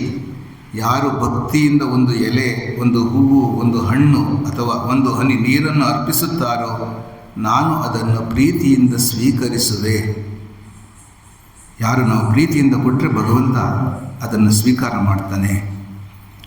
ಅವನು ಕೇಳುವಂಥದ್ದು ಬೆಲೆ ಬಾಳುವಂಥ ಕಿರೀಟಗಳು ಇತ್ಯಾದಿ ಎಲ್ಲ. ಎಷ್ಟೋ ಜನ ನೀವು ನೋಡ್ತೀರಾ, ತಿರುಪತಿ ಬಾಲಾಜಿಗೆ ಹೋಗಿ 2 ಕೋಟಿ 5 ಕೋಟಿ ಕಿರೀಟಗಳನ್ನೆಲ್ಲ ತೊಗೊಂಡೋಗಿ ಕೊಡ್ತಾರೆ. ಅವ್ರ ಉದ್ದೇಶ 500 ಕೋಟಿ ಭಗವಂತ ಕೊಡ್ತಾನೆ ಅನ್ನೋ ಒಂದು ವ್ಯಾಪಾರ ಬುದ್ಧಿಯಿಂದ. ಆದರೆ ಭಗವಂತ ನಮ್ಮನ್ನು ಬಯಸುವಂಥದ್ದು ನಮ್ಮ ಹೃದಯದಿಂದ ಹೇಗೆ ನಾವು ಅವನು ಕೊಡ್ತಾ ಇದ್ದೀವಿ. ಶ್ರೀರಾಮಕೃಷ್ಣ ವಚನವೇದದಲ್ಲಿ ಒಂದು ಮಾತು ಬರುತ್ತೆ, ಭಾವಗ್ರಾಹಿ ಜನಾರ್ದನ. ಭಗವಂತ ನಮ್ಮ ಭಾವವನ್ನು ನೋಡ್ತಾನಂತೆ. ನೀನು ಏನು ಕೆಲಸ ಮಾಡ್ತಾ ಇದ್ದೀಯ, ನೀನು ಶ್ರೀಮಂತನೋ ಬಡವನೋ ಅದನ್ನು ನೋಡಲ್ಲ. ಯಾವ ಭಾವದಿಂದ ಅವನನ್ನು ಆರಾಧಿಸ್ತೀವೋ ಅದಕ್ಕೆ ಅವನು ಹೆಚ್ಚು ಒತ್ತು ಕೊಡ್ತಾನೆ ಅನ್ನೋದನ್ನು ನಾವು ಜ್ಞಾಪಕ ಇಟ್ಕೊಳ್ಬೇಕು. ಈ ಅರ್ಚನೆ ಮಾಡಲಿಕ್ಕೆ ಈಗಿನ ಜಗತ್ತಿನಲ್ಲಿ ನಮಗೆ ಸಮಯ ಎಲ್ಲಿದೆ? ಬೆಳಗ್ಗೆ ಎದ್ದು ಕೂಡಲೇ ಕೆಲಸಕ್ಕೆ ಹೋಗಬೇಕು. ಅದರಲ್ಲೂ ನೀವು ಇಲ್ಲಿ ಎಷ್ಟು ಜನ ಈ ರೀತಿ ಕೆಲಸದಲ್ಲಿ ಇದ್ದೀರೋ ಗೊತ್ತಿಲ್ಲ.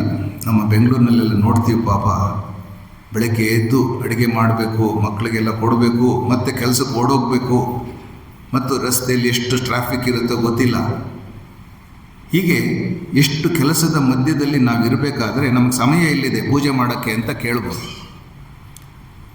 ಸಂಜೆ ಒಂದು ಸಣ್ಣ ದೀಪ ಹಚ್ಚಿ 2 ನಿಮಿಷ ಪ್ರಾರ್ಥನೆ ಮಾಡಿ, ಮನೆಯಿಂದ ಹೊರಡಬೇಕಾದ್ರೆ ದೇವರಲ್ಲಿ ಪ್ರಾರ್ಥನೆ ಮಾಡಿ, ಗೀತೆಯಾದ ಒಂದು ಶ್ಲೋಕವಾದರೂ ಓದಿ, ಹೀಗೆ ಇಂಥ ಸಣ್ಣ ಅಭ್ಯಾಸಗಳು ಮಾಡ್ತಾ ಮಾಡ್ತಾ ಮನೆಯ ಪಾವಿತ್ರ್ಯದ ವಾತಾವರಣವನ್ನೇ ನಾವು ಮಾಡ್ಬೋದು.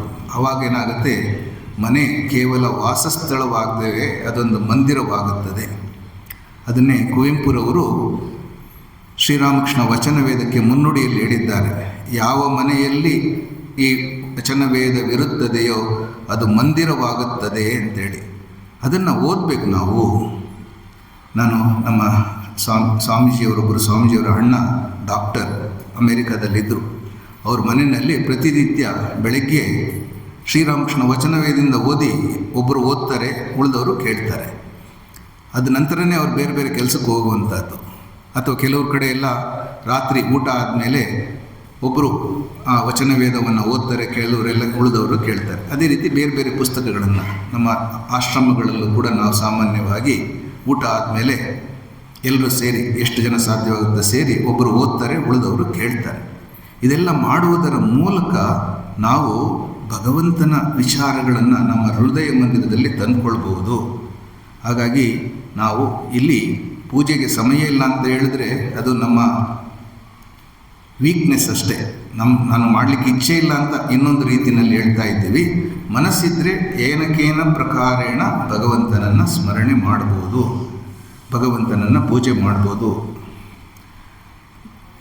ಇನ್ನೊಂದು ವಂದನಂ, ಭಕ್ತಿಯ 6ನೆಯ ರೂಪ ಪ್ರಹ್ಲಾದರ ಕೊಟ್ಟಿರುವಂಥದ್ದು ವಂದನಂ. ಅಂದರೆ ಭಗವಂತನಿಗೆ ನಾವು ಪ್ರಣಾಮ ಮಾಡ್ತೀವಿ. ಗುರು ಹಿರಿಯರಿಗೆ, ಸಂತ ಮಹಾತ್ಮರಿಗೆ ನಾವು ಎಲ್ಲೆಲ್ಲಿ ದೈವಿಕತೆಯ ಒಂದು ವ್ಯಕ್ತವಾಗಿದೆಯೋ ಅಲ್ಲೆಲ್ಲಿ ನಾವು ಸಹಜವಾಗಿ ಪ್ರಣಾಮ ಮಾಡ್ತೀವಿ. ಇಂದಿನ ವಿದ್ಯಾವಂತರು ಕೇಳ್ಬೋದು, ನಮಸ್ಕಾರದಿಂದ ಏನು ಪ್ರಯೋಜನ? ನಮಸ್ಕಾರ ಮಾಡೋದೇನು, ಬಗ್ಗೋದು ಅದರಲ್ಲಿ ಒಂದು ಅವ್ರ ದೃಷ್ಟಿನಲ್ಲಿ ದೇಹ ಭಾಗಿಸುವ ಒಂದು ಪ್ರಕ್ರಿಯೆ ಅಷ್ಟೇ. ಆದರೆ ಅದರ ಹಿಂದೆ ಏನು ಭಾವದಿಂದ ನಾವು ಪ್ರಣಾಮ ಮಾಡ್ತೀವಿ ಗುರು ಹಿರಿಯರಿಗೆ, ಭಗವಂತನಿಗೆ, ಅದು ಮುಖ್ಯ. ನಾವು ಮಾಡುವಂಥ ಸಾಷ್ಟಾಂಗ ಪ್ರಣಾಮ ನಮ್ಮ ಅಹಂಕಾರಕ್ಕೆ ಬೀಳುವ ಒಂದು ದೊಡ್ಡ ಹೊಡೆತ. ಆಧ್ಯಾತ್ಮಿಕ ಜೀವನದ ದೊಡ್ಡ ಶತ್ರು ಅಜ್ಞಾನವಲ್ಲ, ಅಹಂಕಾರ. ಆ ಅಹಂಕಾರವನ್ನು ನಾವು ದೇವರಲ್ಲಿ ಸಮರ್ಪಣೆ ಮಾಡಿಕೊಳ್ತೀವಿ. ಶ್ರೀರಾಮಕೃಷ್ಣರು ಹೇಳ್ತಾ ಇದ್ರು, ಅಮಿ ಮೊರ್ಲೆ ಗುಚಿಬೆ ಜಂಜ, ನಾನು ಎಂಬುದರು ಸತ್ತೋದ್ರೆ ಅವಾಗೆಲ್ಲ ಪ್ರಾಬ್ಲಮ್ಗಳು ಸಾಲ್ವ್ ಆಗುತ್ತೆ ಅಂತ. ಕನಕದಾಸರು ಕೂಡ ತಮಗೆಲ್ಲ ಗೊತ್ತಿರಬಹುದು.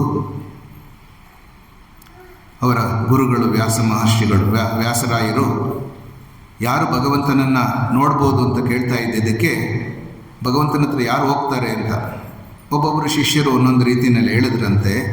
ಆದರೆ ವ್ಯಾಸನ ಇವ್ರನ್ನ ಕೇಳಿದಾಗ ಕನಕದಾಸರು ನಾನು ಹೋದರೆ ಹೋದೇನು ಅಂತ ಹೇಳಿದ್ರಂತೆ. ಉಳಿದವ್ರಿಗೆಲ್ಲ ಆಶ್ಚರ್ಯ, ಇವನೊಬ್ಬ ಮಾತ್ರ ದೇವ್ರ ಹತ್ರ ಹೋಗ್ತಾನಂತೆ, ನಾವ್ಯಾರು ಹೋಗ್ಲಿಕ್ಕಾಗಲ್ಲ ಅಂತ ಇವನು ಹೇಳ್ತಿದ್ದಾನೆ ಅಂತ, ಅಹಂಕಾರದಿಂದ ಹೇಳ್ತಾ ಇದ್ದಾನೆ ಅಂತ ಹೇಳಿದ್ರು.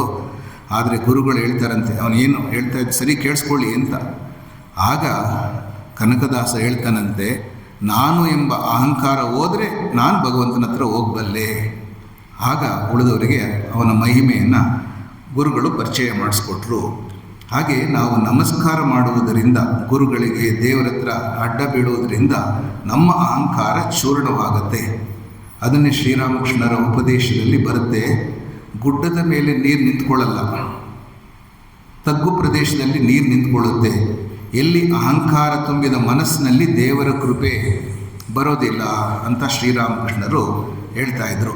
ನಾನು ಅಂಥವನು, ನಾನು ಇಂಥ ಶ್ರೀಮಂತ, ನಾನು ಅಂಥ ವಿದ್ಯಾವಂತ, ಇಂಥ ಬೇರೆ ಬೇರೆ ಅಹಂಕಾರಗಳು ಏನು ನಮ್ಮಲ್ಲಿರುತ್ತೆ, ಅವುಗಳು ನಮ್ಮನ್ನು ಭಗವಂತನ ಕೃಪೆಯನ್ನು ಇಟ್ಕೊಳ್ಳೋಕ್ಕೆ ಬಿಡೋದಿಲ್ಲ. ಅದು ಗುಡ್ಡ ಇದ್ದ ಹಾಗೆ. ಎಲ್ಲಿ ವಿನಯತೆ ಇರುತ್ತೋ ಅಲ್ಲಿ ಭಗವಂತನ ಕೃಪೆ ನಮಗೆ ಒದಗುತ್ತೆ. ಅದಕ್ಕೆ ದೊಡ್ಡ ಉದಾಹರಣೆ ವಂದನ ಅಂದರೆ ನಮಸ್ಕಾರ ಮಾಡುವಂಥದ್ದು. ಅಕ್ರೂರ, ಭಾಗವತದಲ್ಲಿ ಬರುವಂತಹ ಅಕ್ರೂರ ಯಾರಂತ ಹೇಳಿದ್ರೆ, ಕಂಸ ಶ್ರೀಕೃಷ್ಣ ಮತ್ತು ಬಲರಾಮರನ್ನು ಕರ್ಕೊಂಬ ಅಂತೇಳಿ ಗೋಕುಲಕ್ಕೆ ಅಕ್ರೂರನ್ನು ಕಳಿಸಿರ್ತಾನೆ. ಅವನಿನ್ನೂ ಕೃಷ್ಣನನ್ನು ನೋಡಿರೋದಿಲ್ಲ. ಆದರೆ ಹೋಗೋ ಸಂದರ್ಭದಲ್ಲಿ ಕೆಲವು ಹೆಜ್ಜೆ ಗುರುತುಗಳು ಕಾಣುತ್ತೆ. ಅವನಿಗೆ ಗೊತ್ತಾಗುತ್ತೆ ತಕ್ಷಣ ಇದು ಕೃಷ್ಣನ ಒಂದು ಹೆಜ್ಜೆ ಅಂತೇಳಿ ಅಲ್ಲಿ ಸಾಷ್ಟಾಂಗ ಪ್ರಣಾಮ ಮಾಡಿ ಹೊರಳಾಡ್ತಾನಂತೆ. ನೀವು ಕೇಳ್ಬೋದು, ಇದು ಕೃಷ್ಣನ ಹೆಜ್ಜೆ ಅಂತ ಅವನಿಗೆ ಹೇಗೆ ಗೊತ್ತಾಯಿತು ಅಂತೇಳಿ. ಭಗವಂತನ ಹೆಜ್ಜೆನಲ್ಲಿ ವಿಶೇಷತೆ ಇರ್ತಿತ್ತಂತೆ. ಶಂಖ ಚಕ್ರ ಇವುಗಳೆಲ್ಲ ಅವನ ಹೆಜ್ಜೆ ಇಟ್ಟರೆ ಅಲ್ಲಿ ಅದೆಲ್ಲ ಕಾಣ್ತಾ ಇತ್ತಂತೆ.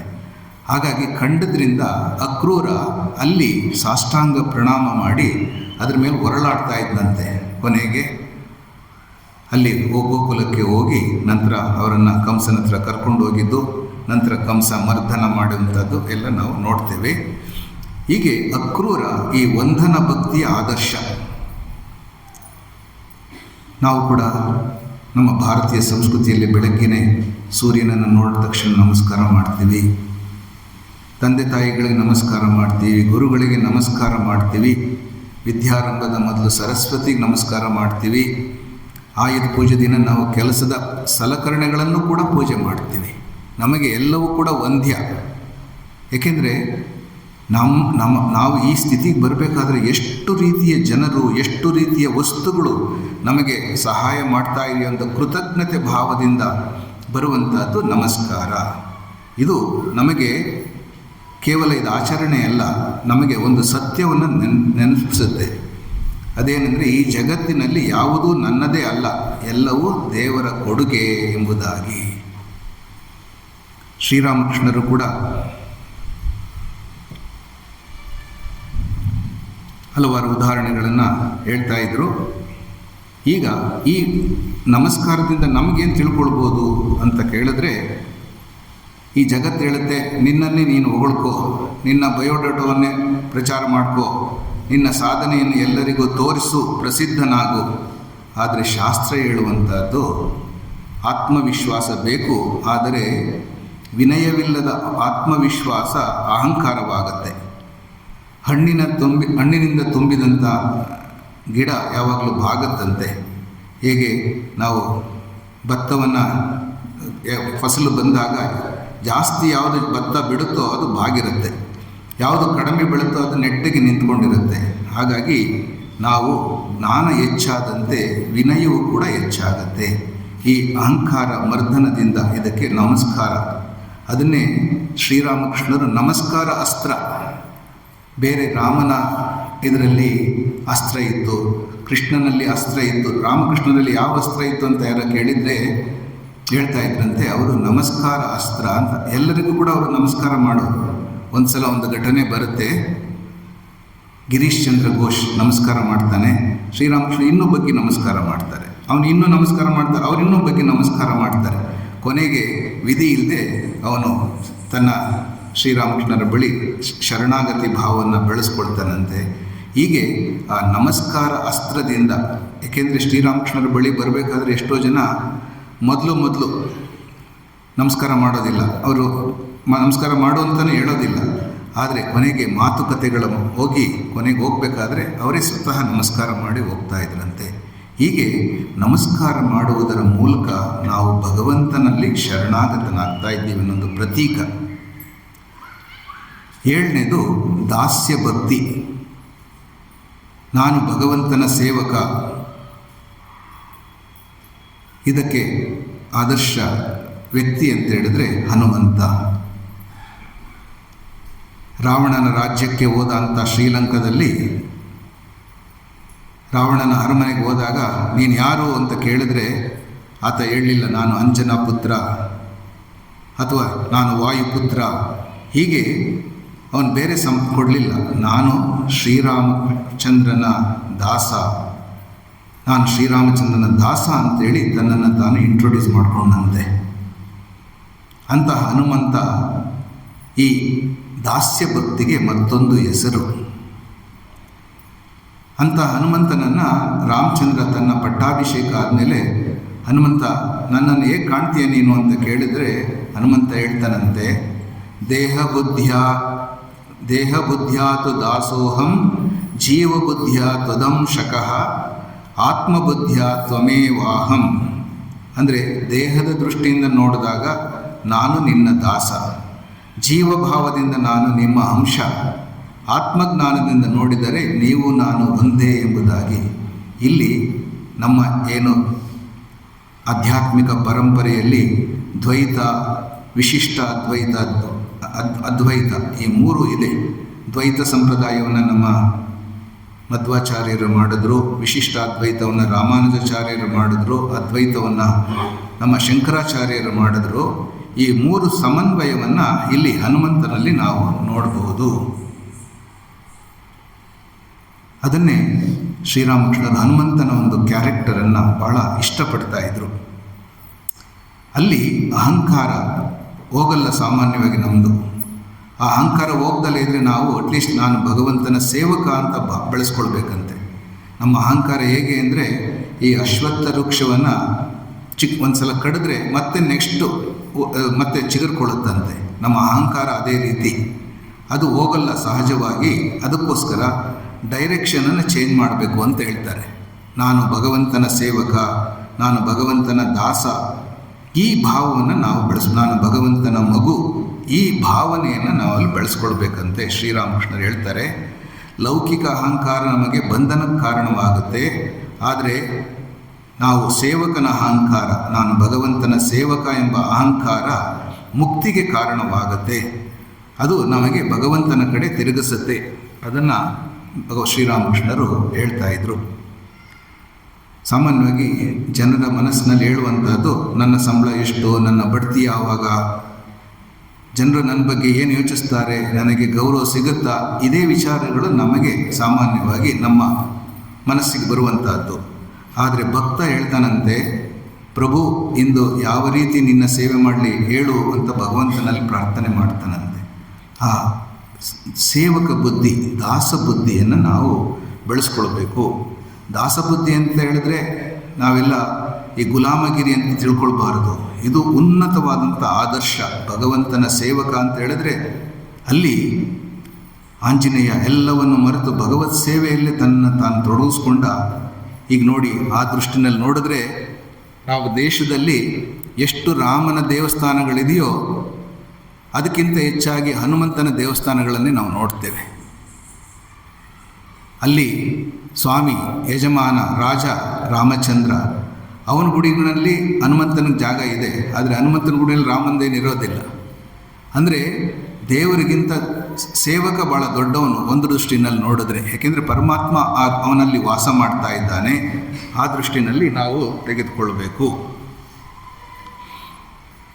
ನಮ್ಮಲ್ಲೂ ಕೂಡ ಈಗ ಈ ಸೇವಾ ಭಾವನೆಯನ್ನು ಬೆಳೆಸ್ಕೊಳ್ಬೇಕು. ಹೇಗೆ ಸ್ವಾಮಿಯ ಸೇವೆಯನ್ನು ಹನುಮಂತ ಮಾಡ್ತಾ ಇದ್ನೋ ಅದೇ ರೀತಿ ನಾವು ಕೂಡ ನಮ್ಮ ಕೆಲಸ ಇದು ರಾಮಕೃಷ್ಣ ಮಠ ಮತ್ತು ರಾಮಕೃಷ್ಣ ಮಿಷನ್ನಿಗೆ ಸ್ವಾಮಿ ವಿವೇಕಾನಂದರು ಕೊಟ್ಟಂಥದ್ದು ಆತ್ಮನೋ ಮೋಕ್ಷಾರ್ಥಂ ಜಗದ್ದಿತಾಯ ಚ. ಈ ಪ್ರತಿಯೊಂದು ಕೂಡ ಶಾಲೆ ನಡೆಸುವ ಶಿಕ್ಷಕ ಆಗಿರ್ಬೋದು, ಅಥವಾ ನಮ್ಮ ಆಸ್ಪತ್ರೆಯಲ್ಲಿ ಸೇವೆ ಮಾಡುವ ವೈದ್ಯ, ಗ್ರಾಮದ ಕೆಲಸಗಳನ್ನು ಮಾಡುವಂಥ ಸ್ವಯಂ ಸೇವಕ, ಉಪನ್ಯಾಸ ಮಾಡುವ ಸನ್ಯಾಸಿ, ಇದೆಲ್ಲವೂ ಕೂಡ ಆ ಭಗವಂತನಲ್ಲಿ, ಆ ಮನುಷ್ಯರಲ್ಲಿ ಭಗವಂತನನ್ನು ಕಂಡು ಸೇವೆ ಮಾಡುವಂಥದ್ದು. ಆ ದಾಸ್ಯ ಭಕ್ತಿ ಅಂತ ಹೇಳಿದ್ರೆ ಇಲ್ಲಿ ನಾನು ಭಗವಂತನ ದಾಸ, ಈ ಭಾವನೆಯಿಂದ ಇತರರ ಸೇವೆಯನ್ನು ಮಾಡ್ತೀವಿ.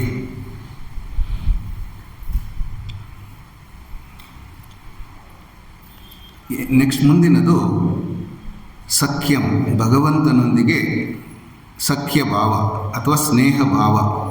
ಇದು 8ನೆಯ ರೂಪ ಪ್ರಹ್ಲಾದರು ಕೊಟ್ಟಂಥದ್ದು. ಈ 9 ಭಕ್ತಿ ಮಾರ್ಗಗಳಲ್ಲಿ ಅತ್ಯಂತ ಮಧುರವಾದ ಭಾವ ಇದು ಸಖ್ಯ.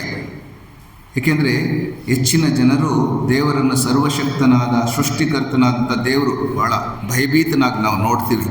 ಅದರಲ್ಲೂ ಬೇರೆ ಧರ್ಮಗಳಲ್ಲಿ ದೇವರು ಒಬ್ಬ ಸರ್ವಾಧಿಕಾರಿ ಥರ, ಇವನಿಗೆ ಮುಕ್ತಿ ಕೊಡಬೇಕೋ ಬೇಡವೋ ಅನ್ನೋದನ್ನು ಕೊನೆಗೆ ಜಡ್ಜ್ಮೆಂಟ್ ಡೇನಲ್ಲಿ ಡಿಸೈಡ್ ಮಾಡ್ತಾರೆ ಅಂತ ಹೇಳ್ತಾರೆ.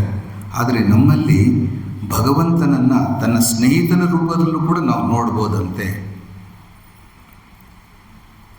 ಅದನ್ನೇ ಇಲ್ಲಿ ಭಾಗವತದಲ್ಲಿ ಸ್ನೇಹಿತನ ರೀತಿ ಭಗವಂತನನ್ನು ನೋಡು. ಅದಕ್ಕೆ ಒಂದು ಕ್ಲಾಸಿಕ್ ಎಕ್ಸಾಂಪಲ್ ಅಂತ ಹೇಳಿದ್ರೆ ಅರ್ಜುನ.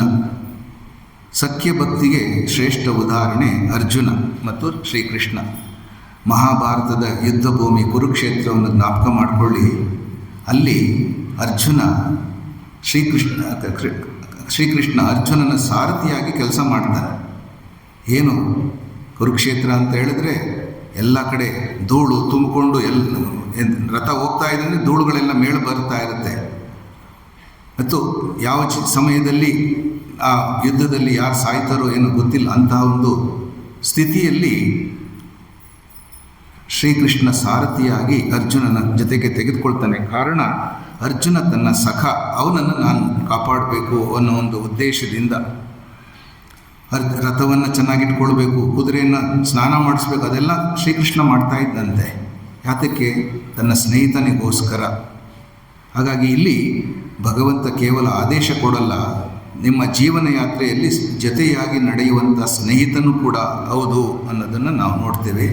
ಇನ್ನೊಂದು ಉದಾಹರಣೆ ಕೃಷ್ಣ ಮತ್ತು ಸುಧಾಮ. ಇಬ್ಬರು ಕೂಡ ವಿದ್ಯಾರ್ಥಿಗಳಾಗಿದ್ದರು ಸಂದೀಪಿನಿ ಆಶ್ರಮದಲ್ಲಿ. ಕೊನೆಗೆ ಸುಧಾಮ ಬಡವನಾಗಿ ಬಡ ಬ್ರಾಹ್ಮಣನಾಗಿ ಇದ್ದ. ಕೊನೆಗೆ ಒಂದು ದಿನ ತನ್ನ ಸ್ನೇಹಿತನನ್ನು ನೋಡಬೇಕು ಅಂತೇಳಿ ದ್ವಾರಕೆಗೆ ಬರ್ತಾನೆ. ಯಾವಾಗ ಸುಧಾಮ ಬಂದಿದ್ದಾನಂತ ಗೊತ್ತಾದ ತಕ್ಷಣ ಬರೀ ಕಾಲಿನಲ್ಲಿ ಶ್ರೀಕೃಷ್ಣ ಓಡೋಗಿ ಅವನನ್ನು ಆಲಿಂಗನ ಮಾಡ್ಕೊಂಡು ಕರ್ಕೊಂಡು ಬಂದು ಅವನ ಪಾದಪೂಜೆ ಮಾಡ್ತಾನಂತೆ. ಇದು ಆ ಸ್ನೇಹಿತ್ವ. ಭಗವಂತ ಸಾಕ್ಷಾತ್ ಸರ್ವಶಕ್ತನಾಗಿದ್ದರೂ ಕೂಡ ಇಲ್ಲಿ ಸ್ನೇಹಿತ ಸಖ್ಯ ಭಾವವನ್ನು ನಮಗೆ ತೋರಿಸಿರುವಂಥದ್ದು ನಾವು ನೋಡ್ತೀವಿ. ಸ್ವಾಮಿ ಬ್ರಹ್ಮಾನಂದಜಿ ಮಹಾರಾಜರವರು ಹೇಳ್ತಾ ಇದ್ರು, ನಿನ್ನ ಅತ್ಯಂತ ಆತ್ಮೀಯ ಸ್ನೇಹಿತರೊಂದಿಗೆ ಹೇಗೆ ಮಾತನಾಡುತ್ತೀಯೋ ಹಾಗೆಯೇ ದೇವರೊಂದಿಗೆ ಮಾತನಾಡು. ಇದು ನೋಡಿ ನಮಗೆ ಸಹಾಯ ಮಾಡುತ್ತೆ. ದೇವರನ್ನು ನಮ್ಮವನು, ಸ್ವಂತದವನು ಎಂಬುದಾಗಿ ನಾವು ನಿಜವಾಗಿ ತಿಳ್ಕೊಂಡ್ರೆ ನಾವು ಭಗವಂತನೊಳಗೆ ಮಾತನಾಡ್ಬೋದು. ಭಗವಂತನನ್ನು ಹೇಗೆ ಇಲ್ಲಿ ಬ್ರಹ್ಮಾನಂದಜಿ ಮಹಾರಾಜ್ ಹೇಳ್ತಾರೆ, ತನ್ನ ಸ್ನೇಹಿತರ ಜೊತೆ ಕೆಲವು ಸಲ ನಾವು ಹಂಚ್ಕೊಳ್ತೀವಿ ತಮ್ಮ ನೋವು ನಲಿವುಗಳನ್ನು. ಅದೇ ರೀತಿ ಭಗವಂತನ ಜೊತೆಗೆ ನಾವು ಮಾತನಾಡಬೇಕು ಅಂತ ನೋಡಿ. ಈಗೆಲ್ಲ ಆನ್ಲೈನ್ ಬಂದುಬಿಟ್ಟು ಆನ್ಲೈನ್ ಫ್ರೆಂಡ್ಸ್ ತುಂಬ ಜನ ಆಗ್ಬಿಡ್ತಾರೆ, ಲಕ್ಷಾಂತರ ಜನ. ಆದರೆ ಒಬ್ಬರು ಇರೋಲ್ಲ ತನ್ನ ನೋವನ್ನು ನಲಿವನ್ನು ತೋಡ್ಕೊಳ್ಳಿಕ್ಕೆ. ಅಂಥ ಸಂದರ್ಭದಲ್ಲಿ ಭಗವಂತನ ಜೊತೆಗೆ ನಾವು ಸಂಪರ್ಕ ಬೆಳೆಸ್ಕೊಳ್ಬೇಕು. ಸಖ್ಯ ಭಾವನೆಯಿಂದ ಕೂಡ ನಾವು ಭಗವಂತನನ್ನು ನೋಡ್ಬೋದು. ಅವನ ಜೊತೆ ಸದಾ ಒಬ್ಬ ಸ್ನೇಹಿತನಿದ್ದಾನೆ. ಪ್ರಯಾಣ ಮಾಡುವಾಗ ಅವನೊಂದಿಗೆ ಮಾತನಾಡಿ. ಹೊರಗಡೆ ಮಾತನಾಡಕ್ಕೆ ಹೋಗ್ಬೇಡಿ, ಮನಸ್ಸಿನೊಳಗೆ ಮಾತ್ರ. ಯಾಕೆಂದರೆ ಹೊರಗಡೆ ಮಾತನಾಡ್ಕೊಳ್ಳೋದ್ರೆ ಬೇರೆ ತಪ್ಪು ಹೇಳ್ಕೊಂಡ್ಬಿಡ್ತಾರೆ, ಇವನಿಗೇನೋ ತಲೆ ಸರಿ ಇಲ್ಲ ಅಂತ. ದುಃಖ ಬಂದಾಗ ಆತನಿಗೆ ಹೇಳಿ, ಸಂತೋಷ ಬಂದಾಗ ಹಂಚಿಕೊಳ್ಳಿ. ಹೀಗೆ ದೇವರು ನಮ್ಮ ಆತ್ಮೀಯ ಸ್ನೇಹಿತನಾಗ್ತಾನೆ ಅನ್ನೋದನ್ನು ಶ್ರೀರಾಮಕೃಷ್ಣರ ವಚನ ವೇದವನ್ನು ನೀವು ಓದಿದ್ರೆ ಇನ್ನು ಶ್ರೀರಾಮಕೃಷ್ಣ ಅದನ್ನು ಇನ್ನೂ ಚೆನ್ನಾಗಿ ತಿಳಿಸ್ಕೊಟ್ಟಿದ್ದಾರೆ. ಕೊನೆಗೆ ಬರುವಂಥದ್ದು ನವವಿಧ ಭಕ್ತಿಯ ಶಿಖರಕ್ಕೆ ನಾವು ಬಂದಿದ್ದೇವೆ. ಮೊದಲ 8 ಭಕ್ತಿ ಮಾರ್ಗಗಳನ್ನು ನಮ್ಮನ್ನು ಕರೆದುಕೊಂಡು ಬರುವಂಥದ್ದೇ ಈ ಆತ್ಮನಿವೇದನೆಗೆ, ಸಂಪೂರ್ಣ ಸಮರ್ಪಣೆಯನ್ನು ನಮಗೆ ತೋರಿಸುತ್ತೆ. ಹೂವನ್ನು ಅರ್ಪಿಸೋದು ಅಥವಾ ಹಣ್ಣನ್ನು ಅರ್ಪಿಸೋದು ಅಷ್ಟೇ ಅಲ್ಲ, ತನ್ನನ್ನು ತಾನು ಅರ್ಪಿಸಿಕೊಳ್ಳುವಂಥದ್ದು. ನನ್ನ ದೇಹ, ನನ್ನ ಮನಸ್ಸು, ನನ್ನ ಬುದ್ಧಿ, ನನ್ನ ಸಂಪತ್ತು, ನನ್ನ ಯಶಸ್ಸು ಅಷ್ಟೇ ಅಲ್ಲ, ನನ್ನ ವೈಫಲ್ಯ ಕೂಡ, ನನ್ನ ಭವಿಷ್ಯ ಎಲ್ಲವೂ ನಿನ್ನದೇ ಪ್ರಭು. ಇದೇ ಆತ್ಮನಿವೇದನ. ಇದಕ್ಕೆ ಉದಾಹರಣೆ ಅಂತ ಹೇಳಿದ್ರೆ ಬಲಿಚಕ್ರವರ್ತಿ ಒಬ್ಬ ಬ್ರಹ್ಮಚಾರಿಯಾಗಿ ಭಗವಾನ್ ವಿಷ್ಣು ಬಲಿ ಹತ್ರಕ್ಕೆ ಹೋಗ್ತಾನಂತೆ. ಹೋಗಿ ಪುಟಾಣಿ ಬ್ರಹ್ಮಚಾರಿ 3 ಹೆಜ್ಜೆ ನನಗೆ ಕೊಡ್ತೀಯ ಅಂತ ಭಿಕ್ಷೆ ಕೇಳ್ತಾನಂತೆ. ಅವನು ಭಾಳ ದಾನಶೂರ. 3 ಹೆಜ್ಜೆ ಇಷ್ಟೇ ಅಂತ ಕೇಳಲಿಕ್ಕೆ ಅವನಿಗೆ ರೆಡಿ ಅಂತ ಹೇಳ್ತಾನೆ. ಆದರೆ ಭಗವಂತ ತಕ್ಷಣ ವಾಮನನಾಗಿದ್ದವನು ವಿರಾಟ ರೂಪ ತೆಗೆದುಕೊಂಡು 1 ಹೆಜ್ಜೆಯಲ್ಲಿ ಭೂಮಿಯನ್ನು ಅಳಿತಾನಂತೆ, 2ನೇ ಹೆಜ್ಜೆಯನ್ನು ಸ್ವರ್ಗವನ್ನು ಅಳಿತಾನೆ, 3ನೇ ಹೆಜ್ಜೆ ಎಲ್ಲಿಡೋದು ಕೇಳ್ತಾನಂತೆ ಬಲಿಗೆ. ಆಗ ಬಲಿ ವಿಧಿ ಇಲ್ಲದೆ ಇನ್ನು ಉಳಿದಿರೋದೊಬ್ಬನೇ, ನಾನೊಬ್ಬನೇ, ನನ್ನ ತಲೆ ಮೇಲೆ ನೀನು ಕಾಲಿಡು ಅಂತ ಹೇಳ್ತಾನೆ. ಆಗ 3ನೇ ಹೆಜ್ಜೆಯನ್ನು ಅವನ ತಲೆ ಮೇಲೆ ಇಡ್ತಾನಂತೆ. ಹಾಗಾಗಿ ಅವಾಗೇನಾಗ್ತಾನೆ, ಬಲಿ ಕೂಡ ಸಬ್ಸರ್ವಿಯೆಂಟು ಲಾರ್ಡ್, ತನ್ನನ್ನೇ ತಾನು ಸಮರ್ಪಣೆ ಮಾಡ್ಕೊಳ್ತಾನೆ. ಆಗ ಇನ್ನೇನು ಕೂಡ ಅವನು ಉಳಿದಿರೋದಿಲ್ಲ. ಆಗ ಅದಕ್ಕೋಸ್ಕರ ಕೊನೆಗೆ ಇದೆಲ್ಲವನ್ನು ಅಹಂಕಾರ ಸಮೇತ ನಾನು ರಾಜ, ನಾನು ಬಲಿಚಕ್ರವರ್ತಿ ಎಂಬ ಅಹಂಕಾರವನ್ನು ಕೂಡ ಅಲ್ಲಿ ಭಗವಂತನಿಗೆ ಸಮರ್ಪಣೆ ಮಾಡ್ತಾನಂತೆ. ಅಂದರೆ ತನ್ನ ಸರ್ವಸ್ವವನ್ನು ಅಲ್ಲಿ ಭಗವಂತನಿಗೆ ಅರ್ಪಣೆ ಮಾಡ್ದ. ಇದನ್ನೇ ಆತ್ಮನಿವೇದನೆ ಅಂತ ಹೇಳ್ತಾರೆ. ಆದರೆ ನಾವು ಕೇಳ್ಬೋದು, ಅಲ್ಲೇನಪ್ಪ ಅವನು ತನ್ನತನವನ್ನು ಕಳ್ಕೊಂಡ್ಬಿಟ್ಟ ಅಂತ. ಹಾಗೇನಲ್ಲ. ಭಗವಂತ ಬಲಿಚಕ್ರವರ್ತಿ ಮನೆ ಕಾಯ್ತಾ ಇದ್ದಂತೆ. ನಂತರ ಶ್ರೀರಾಮಕೃಷ್ಣರು ಹೇಳ್ತಾ ಇದ್ರು, ಈ ಮ್ಯಾಗ್ನೆಟ್ ಇರುತ್ತೆ, ಅಯಸ್ಕಾಂತ ಮತ್ತು ಐರನ್ ಫೈಲಿಂಗ್ಸ್, ಈ ಕಬ್ಬಿಣದ ತುಣುಕುಗಳು. ಮೊದಲು ಭಗವಂತ ಅಯಸ್ಕಾಂತ ಆಗಿರ್ತಂತೆ, ಮ್ಯಾಗ್ನೆಟ್ ಆಗಿರ್ತಾನಂತೆ. ಅಯಸ್ಕಾಂತ ನಾವು ಭಕ್ತರು ಆ ಭಗವಂತನ ಹತ್ರ ಹೋದರೆ ಅವನು ಸೆಳ್ಕೊಳ್ತಾನಂತೆ. ಆದರೆ ಬರ್ತಾ ಯಾವ ರೀತಿ ಅಂತ ಹೇಳಿದ್ರೆ ಭಕ್ತನೇ ಅಯಸ್ಕಾಂತ ಆಗ್ತಾನಂತೆ. ಭಗವಂತ ಅವನು ಅಯಸ್ಕಾಂತ ಎಲ್ಲೋದ್ರೂ ಅದು ಹಿಂದೆ ಹೋಗುತ್ತಂತೆ. ಅದೇ ರೀತಿ ಭಗವಂತ ಭಕ್ತ ವತ್ಸಲ. ಆ ಭಗವಂತನಿಗೆ, ಭಕ್ತನ ಮೇಲೆ ಅಷ್ಟೊಂದು ಪ್ರೀತಿ ಅವನಿಗೆ, ಭಗವಂತನಿಗೆ ಅನ್ನೋದನ್ನು ಇಲ್ಲಿ ಆತ್ಮನಿವೇದನೆ ಮಾಡಿಕೊಂಡಂತಹ ಬಲಿಚಕ್ರವರ್ತಿ ಮನೆ ಕಾಯುವಂಥವನ ಆದ ಅಂತ ಹೇಳಿ ಒಂದು ಹಾಡಿನಲ್ಲಿ ಕೂಡ ನಮಗೆ ಬರುತ್ತೆ. ಆ ಭಗವತ್ ಪ್ರೀತಿ ಹಾಗೆ ಮಾಡಿಕೊಳ್ಳುತ್ತೆ. ಅದೇ ರೀತಿ ದ್ರೌಪದಿಯ ಶರಣಾಗತಿ ಭಾವ ತಮಗೆಲ್ಲ ಗೊತ್ತಿರಬೇಕು. ಮಹಾಭಾರತವನ್ನು ಓದ್ದವರು ದ್ರೌಪದಿಯ ವಿಚಾರವನ್ನು, ಮೊದಲು ತಾನೇ ಸೀರೆ ಹಿಡ್ಕೊಳ್ತಾಳೆ, ಇನ್ನೊಂದು ಸಲ ಕೈಯಿಂದ ಹಿರಿಯರನ್ನು ಬೇಡ್ಕೊಳ್ತಾಳೆ, ಯಾರೂ ಸಹಾಯಕ್ಕೆ ಬರೋದಿಲ್ಲ. ನಂತರ 2 ಕೈಗಳಿಂದ ಸೀರೆಯನ್ನು ಹಿಡ್ಕೊಳ್ತಾಳೆ, ಅದು ಪ್ರಯೋಜನವಾಗ್ತಾ ಇಲ್ಲ.